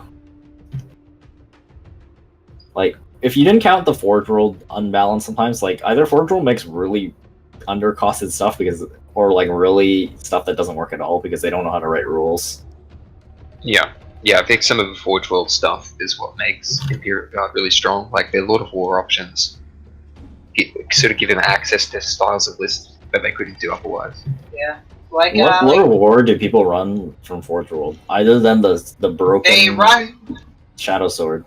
That's just a Shadow Sword, but you don't have to take the last game. Because which is just amazing. It's amazing being able to drop the last games. Yeah. It's actually not better than the Shadow Sword. It's only better because last game. So that's literally the only reason. And I think that's just poor rule writing. And yet you see that in a lot of competitive Guard lists, and even a lot of competitive Tyranid lists. That's okay. Tyranids is a little different because Tyranids have no way of dealing with high toughness and high armor. Also, Tyranid super heavies are absolute dog shit. That is also very true. I don't think I've ever seen anyone run a super heavy Tyranid this edition. Blue M95, the guy who played it earlier today, he took the Shadow Sword. He keeps wanting to take a Tyranid super heavy, but they cost twice what they actually are worth. And he can't bring himself to do it. And he eventually broke down and was like, you know what, Gene Stealer Cult, 1 Magus, and then just fucking a Shadow Sword. Yeah, that's what I did in my Tyranid list too. Shadow Sword by itself is probably one of the best anti-tank weapons that Guard can bring. So adding that to Tyranid makes it a really good option. The only problem about the Shadow Sword is if you don't get turn 1, you lose the Shadow Sword. Yeah. Yeah. Well, in his game, he played against the guy who took 3 Shadow Swords and a Stormlord. And that one was a really who gets game for first turn. That's exactly what I said. Like, that was straight up just get the first turn, win. This is the state of Shadow Swords. Yeah, like, it was just bad rolling, honestly. He played pretty inefficiently, and it just didn't matter. Like, there was just no coming back from taking that turn 1. Yeah. Like, against a super heavy list with a lot of eggs and, like, a couple of baskets, like, you can actually just destroy the army if they lose, like, efficiency. Like, 25% efficiency right away off turn 1, for example.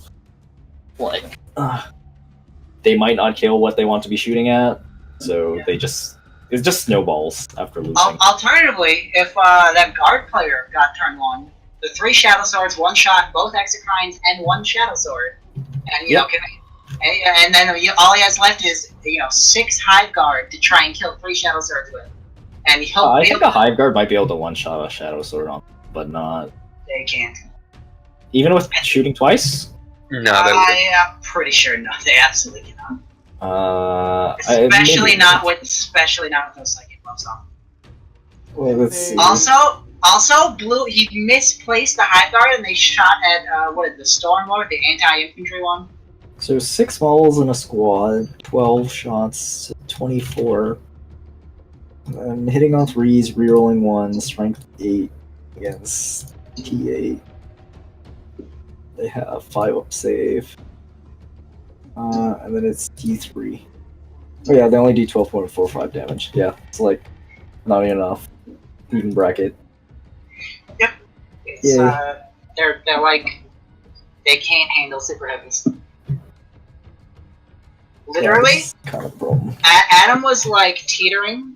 His name's Adam, in case you didn't know. Adam, he was literally teetering on the edge between, fuck it, I'm just gonna like go crazy this round, and I'm gonna take Tyrannid super heavies, like a side Tyranid and a bottom Tyranid, and just like accept it if I drop to like rank 1 right now. But then the second he saw Jen Wilhelm was going to be in the same bracket as him, he like at the last minute he was like, I'm taking Shadow Sword.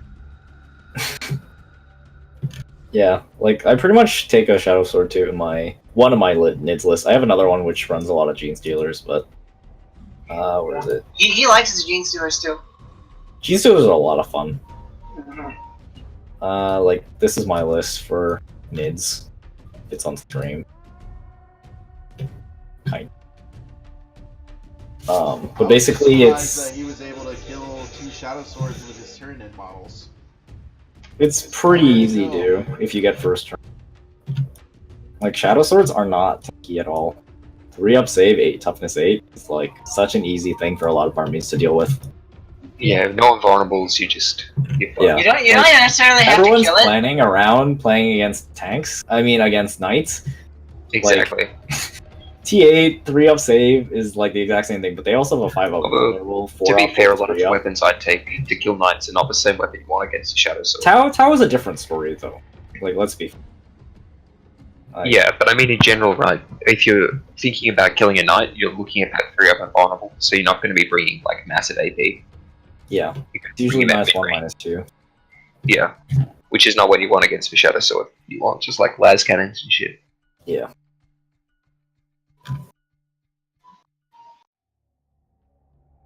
Like for Tau though, on 6s we get AP -3, so that's not bad, at least. Yeah. Well, 5s and 6s is good strategy. Yeah. Some armies deal with Shadow Swords a little better than us, though. Like, the way Imperium deals with other knights is either with a Castella itself or... well, it used to be Blood Angels, Mash Captain. Pretty much AP -3. And then you do 4 damage per hit. So it's, like, pretty easy to bracket one of these things. If not, kill it on its own.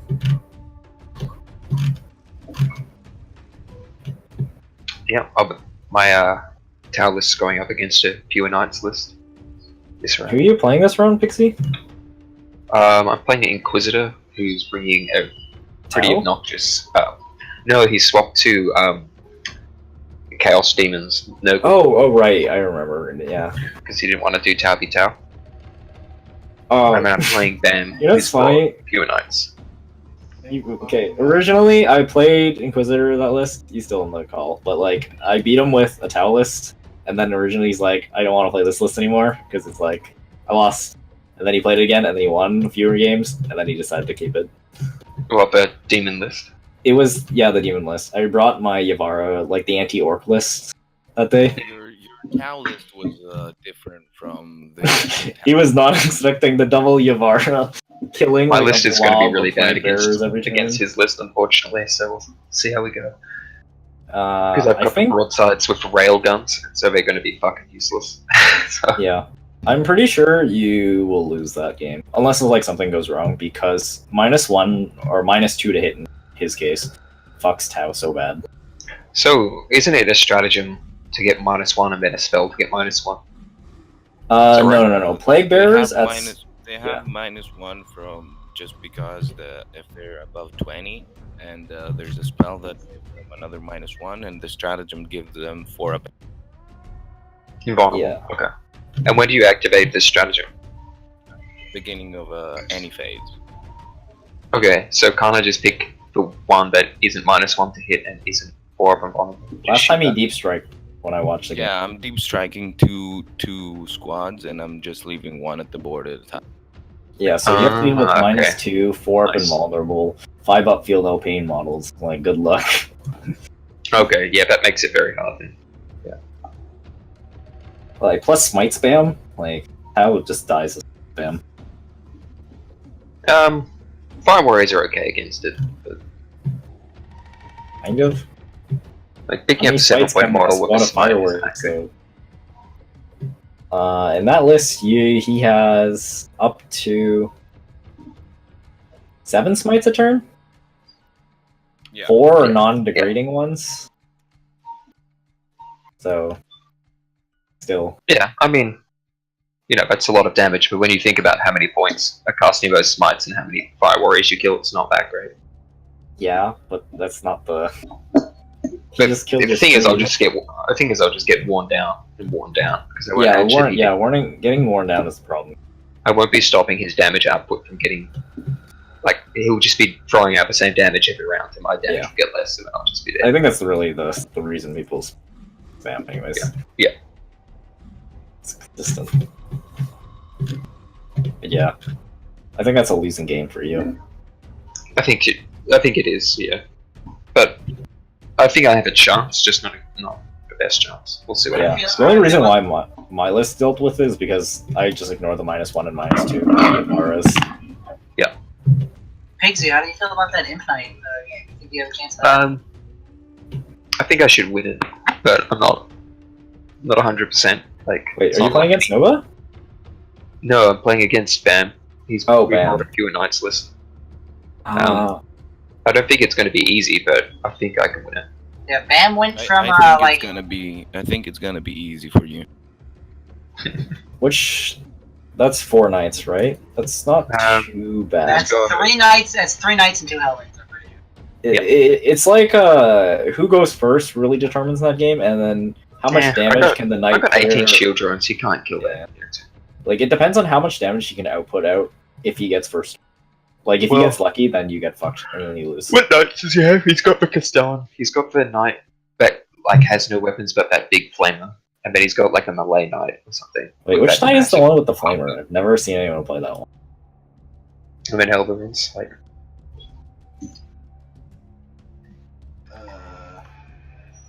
The Avenger Gatling Cannon with a heavy flamer?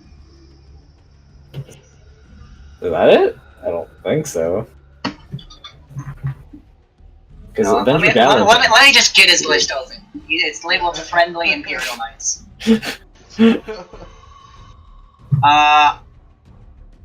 Cerastus Knight, Acheron, Yeah, that's why we Arcarian, didn't Flame do that. Cannon, Reaper Chain Fist, Twin Heavy Bolter.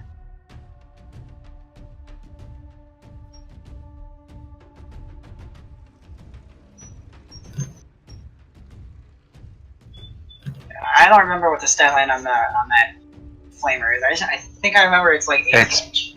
it's I think nasty. I think it's like 18 inches, a shitload of shots, strength 7, AP something, damage high. Yeah, it's a Oh, very that very sounds pretty good. It's a very good good flamer. So he can quite scary. decently Is that an assault weapon? Because if that's an assault weapon, that's a big deal. Because I know one of those 2 knights advances 2d6 inches. Let's see, what's the knight called again? Just got Battlescope open. Certus Okay. Knight Archon or Atropos? I don't know which one's which. Yeah, I can't. Oh no, it's the Knight Acheron.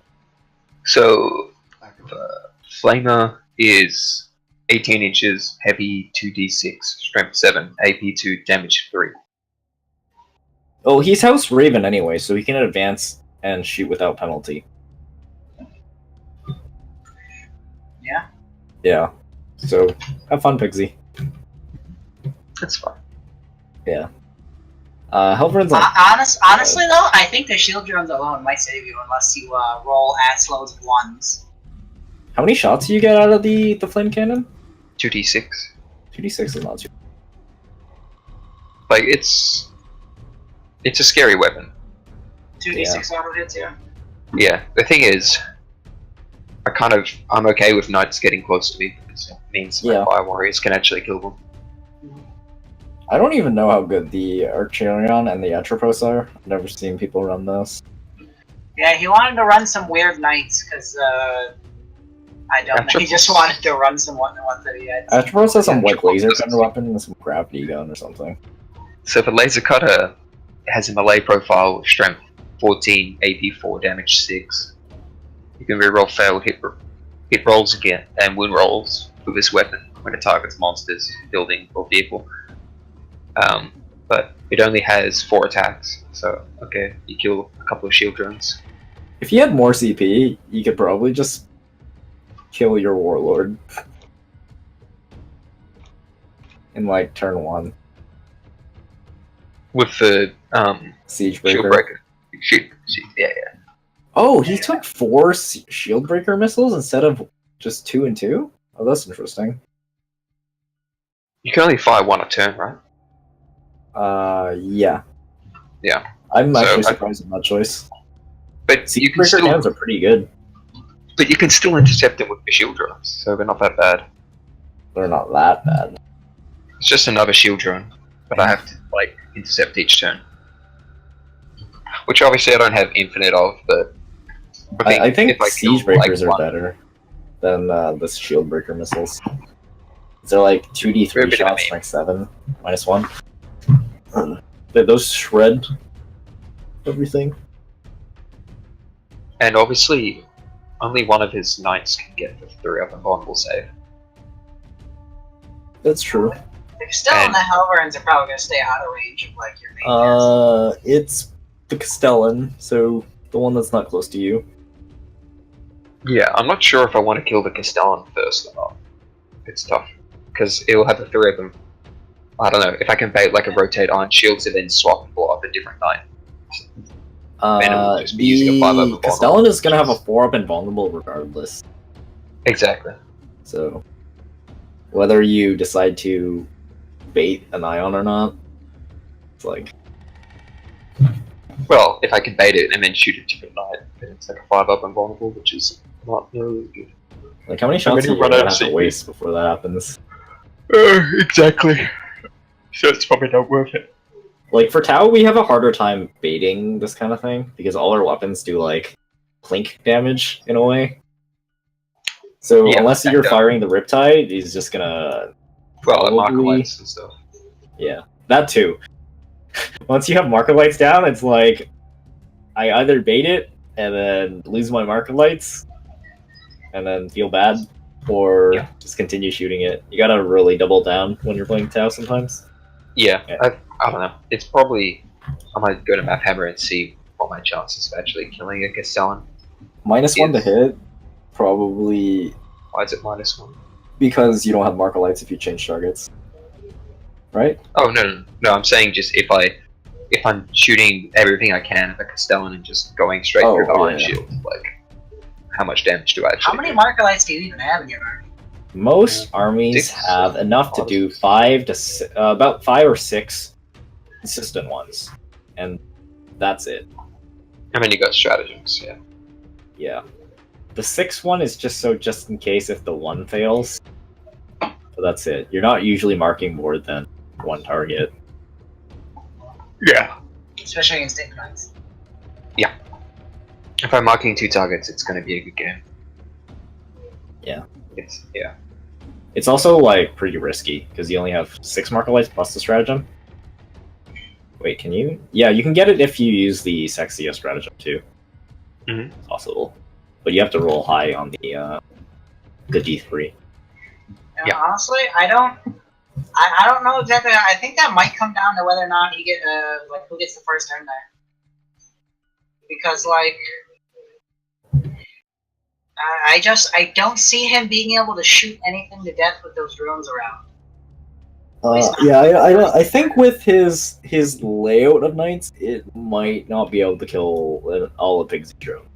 It might. I remember telling him back when he was like, doing, making, adding different knights, thinking about different knight lists. Like I told him, like, you're probably gonna play against a Tau player, so like, take something that can handle shield drones. And I don't know if he thinks that he took something that can handle shield drones or what. It really hurt him that he took extra shield breakers instead of siege breakers. Siege breakers are actually decent at dealing with Tau. Like, they're not amazing by any means, but they can blink off whatever they need to. More shots is always better to kill drones, too. Helvrins are probably... They're strength 7, AP -1, 3 damage. They might be aimed at drones, they might just kill broadsides, either or you might actually just focus fire. Oh, I think I know why he did it. I think he did it because he needed to save on points. It's the same cost. The 4 shield breaker says 83 and 2 shield breaker says 94. Is it actually more expensive? Yeah, it's like, what is it, 7... So you said 83 to 94, right? So that's 9 points? He's 90? actually 19... Oh my god, he is! So I don't know about that. He's what? He has exactly enough points to take 2 siege breaker cannons and 2 shield breaker. I guess he just expects the Castellan to live the whole game, just like sniping at 48 inches. Yeah, I don't think so, buddy. What do you have that can snipe at 48? Well, now? We actually don't. Well, the only thing we have have a 48 is, threat range, though, so but generally, they can move 12, shoot 36, and then the broadsides can shoot that range. So yeah, like we have to move if we want to be inside that range. And to be fair, if you move towards them to shoot at the Castellan like that, you're moving towards the Flamer Knight and the melee knight. That's why I say Imperial Guard or Imperial Soup is a bad matchup for Tau sometimes, because moving uphill a Castellan ends up meaning you just run towards the Hellhounds. Yeah. I think that's the general idea he took here, is he wants to try and outrange you with the Hellhounds and the Castellan and force you to try and move forward to shoot them down. that's okay. But I don't think those have the firepower needed to get through shield drones on their own. Helvrins are kind of not really heavy on the firepower. They're just there to because they're cheap. Oh, chip away. Yeah, 3 damage autocannons is actually pretty good. If once it gets through, it chunks you. But AP -1 against Tau is not great. Yeah, so I've still got the 3 up saves on my suits anyway. Yeah.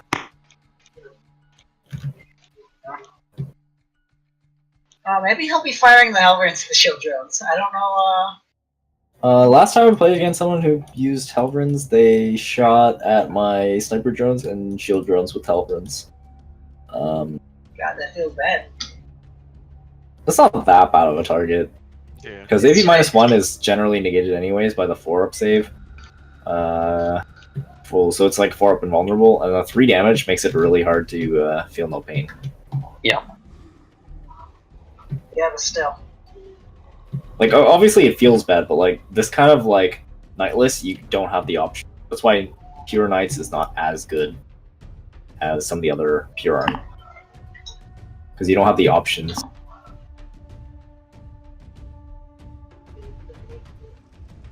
So how does House Raven get? They've got all the good strats, right? House Raven is not the best one for melee knights. It's the best one for Castellan. Castellan. Yeah. So yeah, I'm assuming that's why he has all his knights are relatively shooty because he can just move and shoot with no penalty. House Raven's stratagem is the reroll ones, reroll of hit roll, Reroll shot count, and every whatever, one. and it's probably gonna be on the Castellan every time, or not every turn because he only has. Are these Dominus Knights? Are these They what? must be. Are the Cerritus Knights Dominus Knights? Nope. Oh, they're not? So he doesn't even get 6 CP out of that? So... Wait, how he many has six- CP? Dominus. if you had 3 Dominus Knights, you can get 6 CP out of a detachment for the Super Heavy. So you got 9. But he only has 6 total. So you can only rotate Ion once and then Raven once. Yeah. If it's on the Castellan. Which I'm assuming he's not. He's always going to use it on the Cerritus Knights. Because they only cost 1 CP. He has Just the from... Sorry, what did you say, Tony? Does he have the Atropos? He doesn't have the Atropos. Oh, yeah, he does have the Atropos. Okay, so that one already has a 4 pinball. Oh, that one does? Is that... Oh, so he's gonna use it on the... Archeron, maybe? If you're focusing it? The Atropos I'm not very concerned about, to be honest. I think it would be a lot more scarier if it had, like, just a little CP battery on there. Yeah, exactly. I'm It could more be afraid of admin. the big boy knight than anything. That knight's so scary. It's like 200 points to fit in some AdMech in there. Yeah. Honestly, he just wanted to like make sure that no matter what, he had the least number of drops physically possible. That's why he didn't take like soup. Is this a squad of Elverins? So that's 1, 2, 3, 4 drops? Yep. He wanted to make sure that on the off chance that he faces a build like Jen Wilhelms, who just took like the 4 super heavies. How many drops does Jen have this round? He has quite a few, doesn't he? 5? I think he has 5. Does he have 5? I thought he had 2, He has 4 super heavies and a transport with characters. Oh, I thought he had another one. I thought he had another train. He might have another one. He might have to go up to 6. Let me read the... Honestly, I think that maybe Oh, drop no. one of the Elverns and just take 2 tech priests and, you know, just make a little battalion on there. That way you have, you know, a little bit of CP to use on your knights. Oh yeah, it'd be way better, but I think he just wants to play 2 knights. Yeah. Yeah. He plays factions, like, we're almost arbitrarily. Like, the first round he played AdMech with, like, a Mechanicus Knight, even though he didn't actually get to play that race because none of his opponents were, like, available to play with him. Oh. And then after that, he played Dark Eldar, and he fielded Homunculus Covens and a shitload of Grotesques. Oh yeah, he did pretty well with that list too. Yeah, because he thinks Grotesques look cool, but like he's always thought Grotesques were bad. But like They aren't that great. Grotesques don't like do a lot, but they're like borderline impossible to kill. I think some armies can't have a And then harder he time took like now, and then he took like the cheesy 6 times Eldar fire bullshit that he Sukusu will was one fine? day he will one day answer for his sins.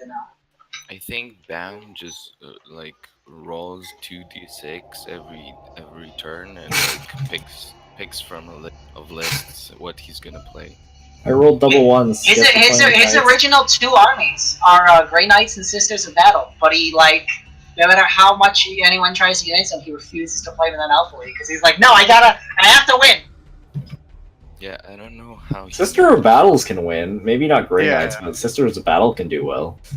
There's actually a tournament list for Sister of Battle. I don't know how that list won. There's some weird picks in that list. I've seen it dominate locally. Yeah, like Sister of Battles aren't that bad. They just need a few Sister fixes. of Battle Super, Sister of Battle Pure. No. There was a pure Sister of Battle list that won it. How? What? I don't know. actually. Lots But of it shit. won. Shouldn't they run into like one Ink Knight and fall apart? They've been like the best index army for a while. Yeah, they're pretty solid. They're pretty good as a soup option because you can you have a stratagem which pretty much denies any psychic power on a 4-up. Yeah. I literally, he played, when I was trying out the Orc Codex, I guess he thought he was being funny, he played Sisters of Battle and denied every time I did jump. And then after that he played, I think it was World Eaters, and he played a stratagem that was, denied to jump every single time I tried to cast it. Like, Sisters of Battle can actually do pretty much the same thing I do with a war boss on a bike. They can slingshot Seraphims and Celestine across the board in one go. 3 squads, really easy. With Axe of Faith spam. Yeah. Also, the Dominion squads inside of Repulsors, just Yep, like that too. 24 inches and delivering like 5 Yeah, you buildings. you can pretty much deliver your entire army in like one go. Celestine doesn't do that well against bigger targets, though. Yeah. Like, Celestine being T3 really hurts her. In that game that I played against him, where he took Sisters, I tried out that Gorgonaut teleport strike build, and like he didn't have he had 2 Dominion squads and the Repulsors, but I killed those before the Gorgonaut reached the board, and then he just was firing heavy bolters into it, and swinging Celestine and trying to shoot heavy flamers, and it just wasn't doing anything. And then the Gorgonaut was just bonk, Celestine's dead. Yeah, actually the Gorgonaut and the Morgonaut actually have pretty decent melee. Yeah, the Gorgonaut specifically has got 6 attacks. The Morgonaut has 4 attacks, which I'm less hyped about. Yeah, I think they're not as good as what is it called? A Gallant, but they comparatively they don't do that. They at least cost 40 points less than a Gallant now. If you add a Big Mech with a force field, it's pretty much a budget Gallant. That's not or if you just take the Morgonaut and give it its own field, which is then a really big 9-inch bubble. But now with the Big Mech stratagem, I don't know if you even want to bother with that. Yeah, I don't like that stratagem. It's too expensive. Yeah, it's a little expensive, but I usually burn it in a panic if I have big models that are just sitting there, and I had less drops, and I was hoping to go first. Yeah. And they have big AP weapons, and I'm fuck it, burning it, cover my whole army, why not? Yeah, most of the time I'll just deploy in a way that my most important things are inside that bubble, because 9 inches is pretty decent. Yeah. You can also just take 2 pretty easily. Yeah, I don't like taking 2. I've seen a lot of lists take 2. In the index, I took 2 a lot, and it worked out pretty well for me. I personally value war bosses and weird boys more than in the index. I didn't value war bosses very high at all. I did value weird boys though. Yeah. War bosses didn't do a lot in the index, to be honest. Well, it's not like they got changed much here. I still think they're pretty good. Being on. Well, it's the new it's just the new combos from the warlord traits having a big thing. Especially the Killer Claw and the Brutal but Cunning. And then Fists of Gorth. That's 2 or 3 of what the old war bosses used to do with Power Claw. That's true. Power Claw is it's good, but it's a little inconsistent for me. So, which is why when I was taking them the first time I was playing Orcs, I was with the Codex. I was playing Goth bike knobs with Power Claws, so I lucky sticked them to be 3-ups, and that did okay. But then they got shredded. They got charged first because I failed to charge. But yeah. So, if a Castellan's in range, I can one-shot it, but it's not going to be. It might, depending on the deployment. Dawn of War is probably the best one for Orcs. Yeah, and he's gonna finish deploying all of his knights before. Let me go grab it. Exactly. We'll see. It can be arranged for turn 2 if I move. And honestly, I think I can move. I think I can move and kill one of the other knights. Okay, this is 30 inches. So, 15 base. What's the room name, guys? If I can join. TTS 40K. Passwords 123 as always. I'm hosting. What is there a game about to happen? No. Oh, at least not I'm aware of. Yeah, if you max roll on a charge, you only have to make a 9-inch or an 8-inch charge. That's pretty impressive. Well, it's what 20 boards, 48 across, right? Yeah. So you've got 12 inches in each person deployment, 24 inches across. Yeah. So So furthest if back you- you can put the edge of your base from the other guy's deployment is 36 inches. Yeah, and the Castellan And base then- is pretty big. Your base is pretty big, so with that deployment, yeah, I mean, smart missiles might not be in range, but the rest of your stuff will be. And your fire warriors can move and shoot into range.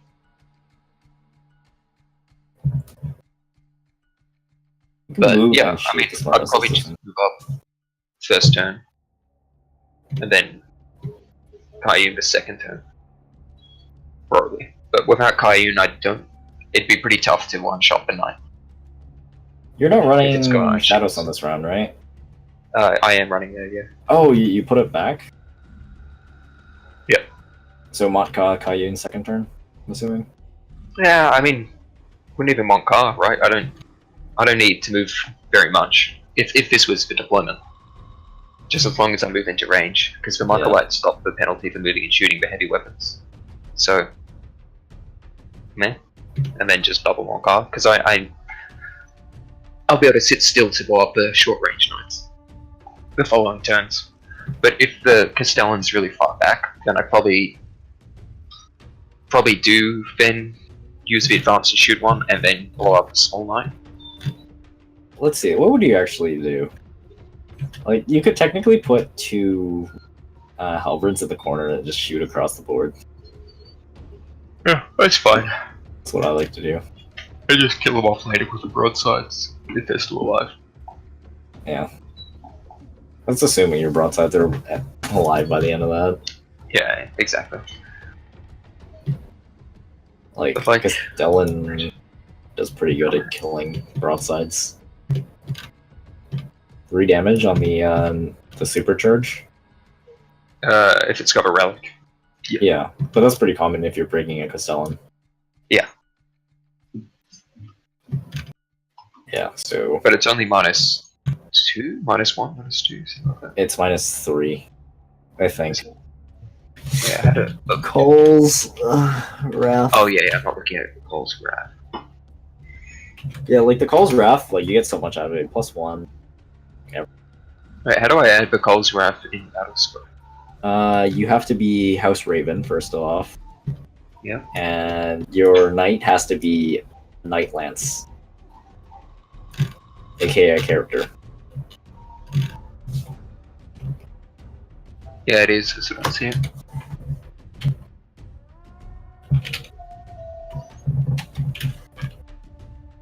Are you using an auxiliary?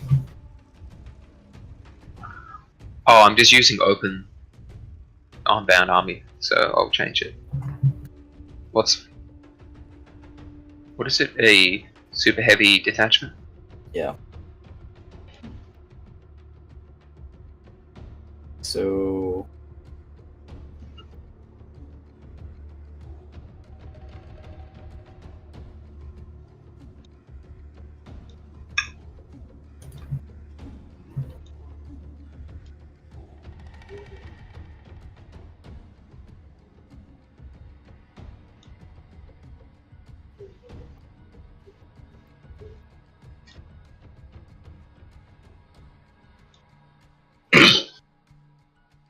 Oh, it has to be a Warlord? yeah. Something. Yeah. Okay, so Lance, Warlord. Ooh, yeah, AP -4, 3 damage. Oh yeah, -4. Damn.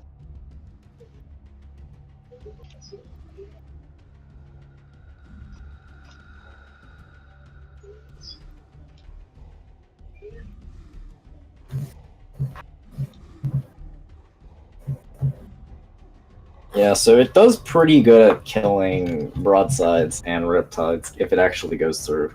So Yeah, it's especially 2d6. If you roll hot on that, like Oh yeah, it's very dangerous. Oh. You know how we were talking about he could have taken 2 Siegebreaker cannons? yeah. Could not have. That's not a 9-point difference. That's an 11-point. That's an 11-point difference. Can I not math? He'd be 2 points over. Apparently, neither of us can math. Oh yeah, you're right.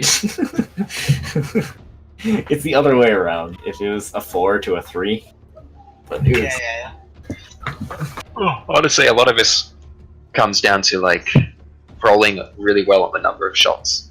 I honestly would have A lot of it random. preferred and prioritized breakers. Like you get so much value out of it using the House Raven strat. Is it 2 CP, 3 CP now? It's 3 CP. Yeah, so you can basically do it one time Yeah. if he's going to rotate his iron shields. Yeah, honestly, he'd have to take completely different other knights if he did that. I don't know if his knight choices are good. May not be. I'll have to watch that game and see. If it's even streamed. Yeah. Well, if it plays around a time where I'm actually on, I might actually look. Yeah, I don't think he's been on a stream yet. He has. He had one of his Dark Elder versus Necron game stream last time. Oh, that's the game. Did he win that one? He did, right? Yeah. He's won every game, so yes.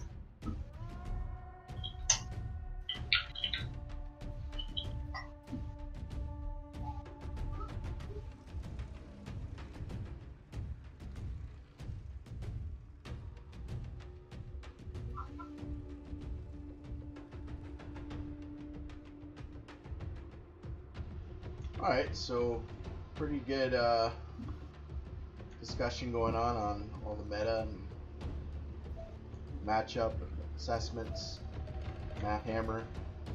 I think I'm gonna go ahead and end the stream for today. Yeah, that's fine. I will also upload this whole discussion as a separate video. No, I should be tacked down to the end of that game. No, because then that's 7 hours. Better yet, Holy. cut off the last like 10, 20 minutes of that game and then put it at the end of this discussion. Just edit it up and force them to skip through the entire video. Do we have a replay of the Eldar versus Orcs game? Zoom TM. Do VODs automatically uploads once you end it? Alright, so Eldar versus Orcs, Orcs. that was just this game. So, no, we don't have that up yet. But I will put it Oh up. no, but you have it recorded, right? Yeah, okay. I was sleeping and I wanted to watch that game. And actually Sukusu was playing from my, like... Yeah, no, it'll be up. It'll be up. I'll put it up. As soon as I'm done here, actually, I'll upload that.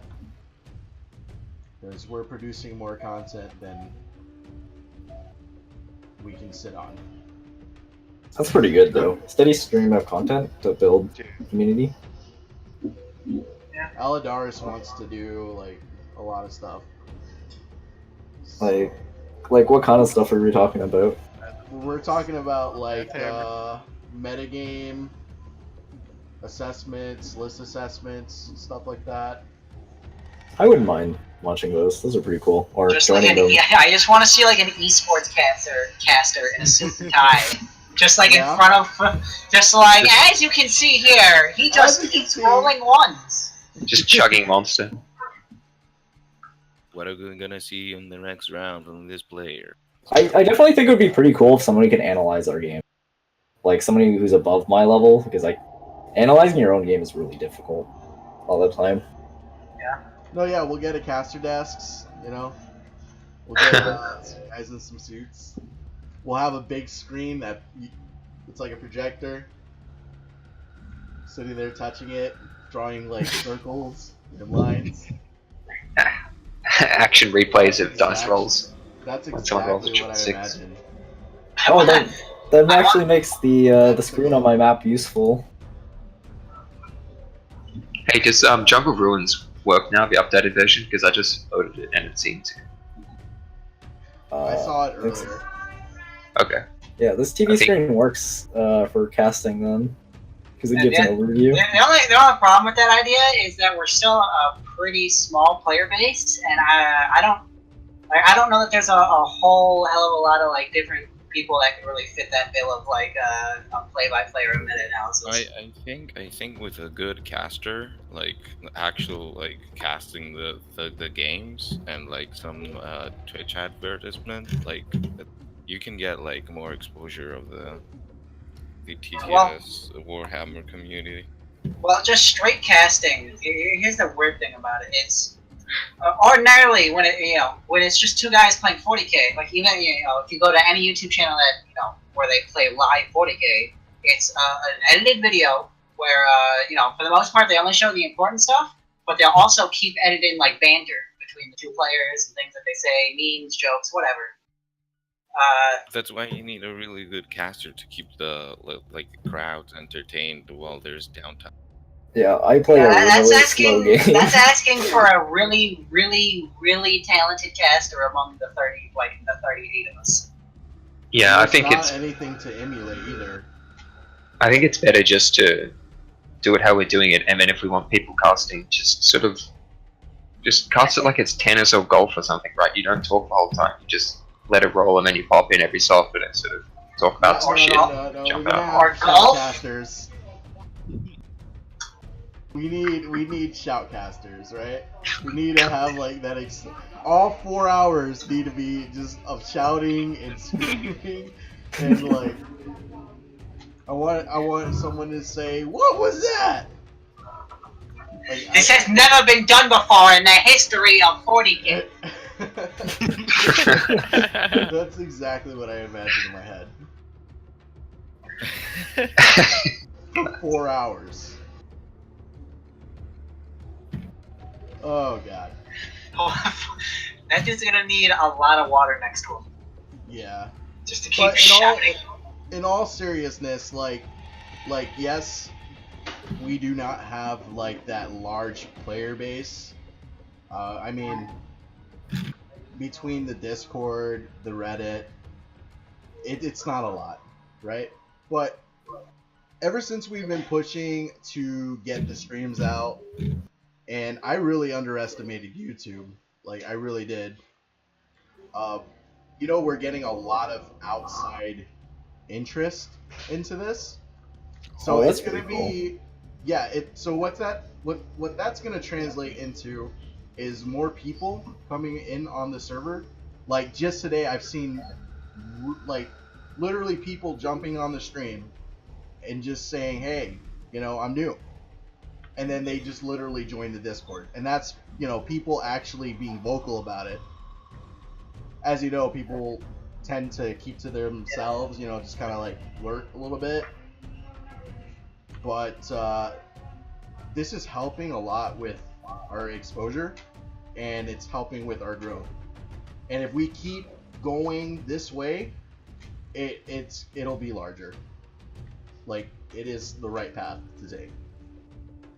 And it's only been achieved by proactiveness from me and Pigzy and the other dudes that help us out, and you guys coming in and playing games. Like, this is being proactive. We're not just sitting on our asses. We're not just, waiting around, sitting on ranks like they mean something. Because in all honesty, ranks don't mean anything. We're all guys here that like to play 40k.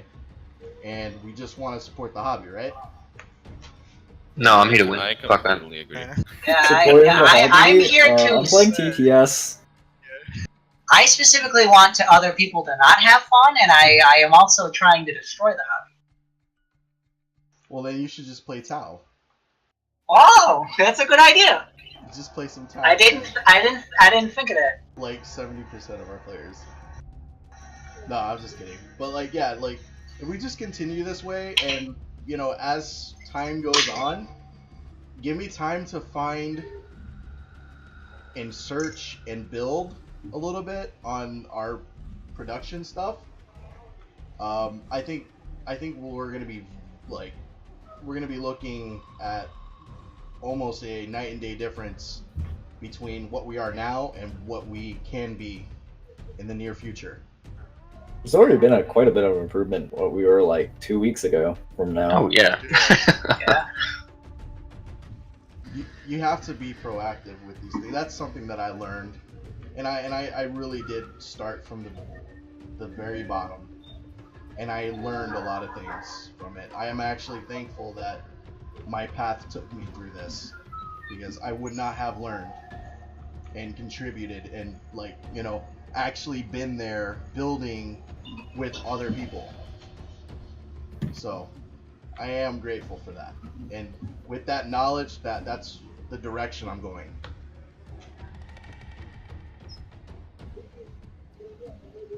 So it's been a long journey, but it's definitely come a long way. But we're not done. It'll be pretty good. I'm enthusiastic about the future of this. Is it possible to stream on Twitch and YouTube at the exact same time? Yeah. I think you can. Oh, I'm sure. Is that resource taxing, or is there a way to dual stream at the same time? As long as you have like a 20-30 megabytes upload, I used to do it on World of Warcraft. Oh, cool. Yeah, because if you build up your fan base on YouTube, it might be good to start streaming both Twitch and YouTube at the same time, if that's possible. I think my software would allow it. I'll look into it more. Yeah. Like, I don't know if our Definitely YouTube possible. is big enough right now, but one day.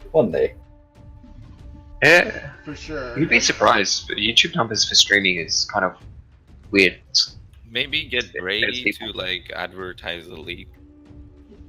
Who's Brady? I don't know people by names. The almost pro gaming guy. Oh, yeah. I don't. He talks I've talked to him a about little bit. people here and there. He obviously enjoys Tabletop Simulator, but I don't think he really wants to endorse it like on his channel that much. Like he's He has made a video about going it. Yeah. He does, but I know I would definitely appreciate more players in the league. I don't know how much advertising will help. Right now I'm working. Right now I'm working on the other Discords. Like, I'm trying to build up a little bit rapport with those guys so that we can do a little bit more. Like, I'm trying. Like, my close goal, like my short-term goal, is to get us listed. And by us listed, I mean like the stream listed on their Discord. And there's like a good 5,000 members there, so people actually do look at that stuff. But it's very reclusive, if you will. It's very you have to have some kind of rapport with them. So like my first step was getting us even affiliated with them in the first place and getting them listed, which was a very good step. And I had to fight. I really did have to fight with these guys tooth and claw because of some past dramas. But like, that's the first step. The second step is to try to get us listed in terms of the stream and getting like more viewership. More viewership, I feel, is going to expose us a bit more to everybody out there. And that means that we'll see a lot of new folks come in and pop in just to see what things are like. And I'm confident as soon as they like see just what kind of environment we've got going on here, I'm pretty confident that they'll stick around. It's a very social Discord. It's not like those kind of Discords you go to where you try to talk to people and nobody like listens to you or anything like that. Like, In most Discords. yeah, it's much more social here, I feel. Yeah, it definitely is. That's why, like, I don't go to the other, the other one. Like, because it's like, you go there and it's just like any other Discord. It's just like a swarm of people with, like, a vaguely similar interests. Whereas this operates more like it's its own community. Yeah, definitely. Yeah. Does any? Well, it's when I set to build this up, like I kind of wanted it to be just like the primary goal was to just get everything shared to everybody, ensure that everything is available for everybody, so that people can play 40K on Tabletop Simulator. But then that kind of evolved a little bit, and I kind of just saw like the potential for it. I see an opportunity for this community to sort of rise up a bit and support the actual hobby itself. Like, I think that this is an excellent gateway into the actual hobby. I think that this is an excellent way to spread awareness of 40K. Just like the nature of Alpha League and what we're doing, like, people love to see competitive anything. Like, you go on Twitch, you search up a name, and you'll find things that you never even thought was existing, right? So TTS Warhammer 40K is kind of like that. We want to spread the awareness of 40K, and we want to also show Games Workshop that we are a positive force. We're not a negative force. So, like, when you tell people, oh man, I play Tabletop Simulator and I play Warhammer 40K, right? The first thing that even comes up into their mind is like, oh, pirates, right? Yeah. I kind of want to. Yeah. I'm battling. I'm trying to make our image not that. I want it to be something more than that, because we do your painting idea. We are hobbyists. Like, we are people that love this game, and I feel like a lot of people would give it a shot if they got in and enjoyed it. See what the game. It'd be nice to get some real life battle reports in the future as well. That'd be cool. I want to do live painting. Like, yeah. I have a complete studio. I want to stream some paintings and stuff. I want to get some contests going, like weekend challenges, one day paint challenges, stuff like that. Just to show that, hey, look, I know what we're doing here, but it's not, this is good for you. This is good for you, Games Workshop. We're promoting. We're on the front line promoting you from the bottom to the top. And if we keep going that way, I think that we can have a balance.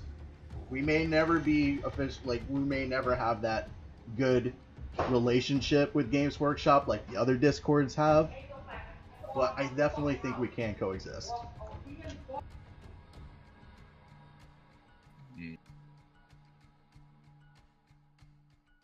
All right, so I'm gonna go ahead and end the stream. So long as one of this Discord goes to the Worlds tournament and beats it and says that I actually started playing this 40K game because of the Tabletop Simulator disc, then we're set. We're just gonna buy Eladaris some models and send them on. Exactly. Fine. Yeah, it's really. And he has to do it before the knife gets nerfed too. So hurry up.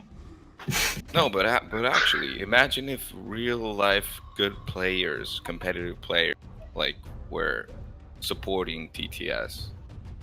And I think this community. we've got good people on here. Like when you look at some of the other sort of competitive YouTube channels that discuss strategy and stuff, I think a lot of people in here are having high level discussions from that, to be honest. Oh, and I know we have the advantage think... of it being free and shit, but like the lists we bring would absolutely fucking shit on like anyone in real life. We're not limited to just we're clearly not limited. People complain about that though. We're only limited by what we can find in the workshop. Yeah. We're not even limited by what we find on the workshop, we just proxy random ass models. There's a chunk of people in real life that they're really not limited either. Like they're just tossing down like thousands of dollars for like paying commissions to get whatever army they want whenever they want it. The only thing we're limited by is time zone. Yeah, pretty much. To be fair, well, aren't normal people playing 40K limited by that too? Can't exactly regularly play with people in different time zones. Yeah, but then it's not a problem. They're playing locally. Never. Yeah, they're playing locally. No, if you want, I honestly believe that the skill level on the TTS is a lot higher than the and I have played both a lot. I mean, after I watched, what is his name, that dude you're talking about? He put Deathwatch in tier 2, and then I just Brady. stopped watching the video at that point. Almost pro gaming. Tiny, Yeah, that tiny. guy. The like, players he's on pretty- TPS are skilled yesterday. He put Space Marines in tier 2. Yeah, exactly. Like, and he's a good player, right? He got second at GT. Yeah. I think Deathwatch well. aren't that bad. They're probably one of the better space. Yeah, I think after Blood Angels and Space Wolves. Okay, guys. Alright, so I'm just gonna close out the stream, you know? I think there was a lot of really fun games today. What do you guys think? This was a good stream today? Well, anyway, I'm gonna go ahead and I'm gonna upload this video. This is gonna be available on our YouTube channel. If you guys are new and didn't know, we do actually have a YouTube channel where we're uploading all the videos. Just a few things really quickly to just cover here. If you're interested in joining Alpha League, if you didn't know, Alpha League is our competitive Warhammer 40k league. It is ranked, and it will actually be fully featuring a ELO system.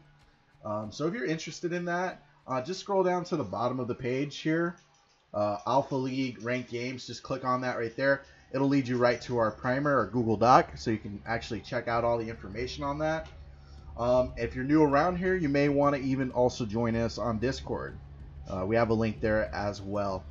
And always consider supporting Games Workshop. And you can also find us on Reddit.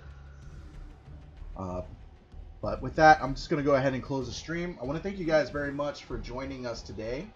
It was a very fun day. Like I said, all the videos will be found on our YouTube channel. I should put a link down here in the bottom of the channel, shouldn't I? I'll do that. Yeah, I'll definitely do that. But we'll have some games streamed for you tomorrow. We've got quite a few games streamed, I know for sure. So, if you guys are interested, just hit that follow button and go ahead and join us tomorrow. But with that, my name is Malice. I'm gonna go ahead here and end the stream. Thank you so much for your time. Thank you so much for joining us, and you guys have a good rest of your evening.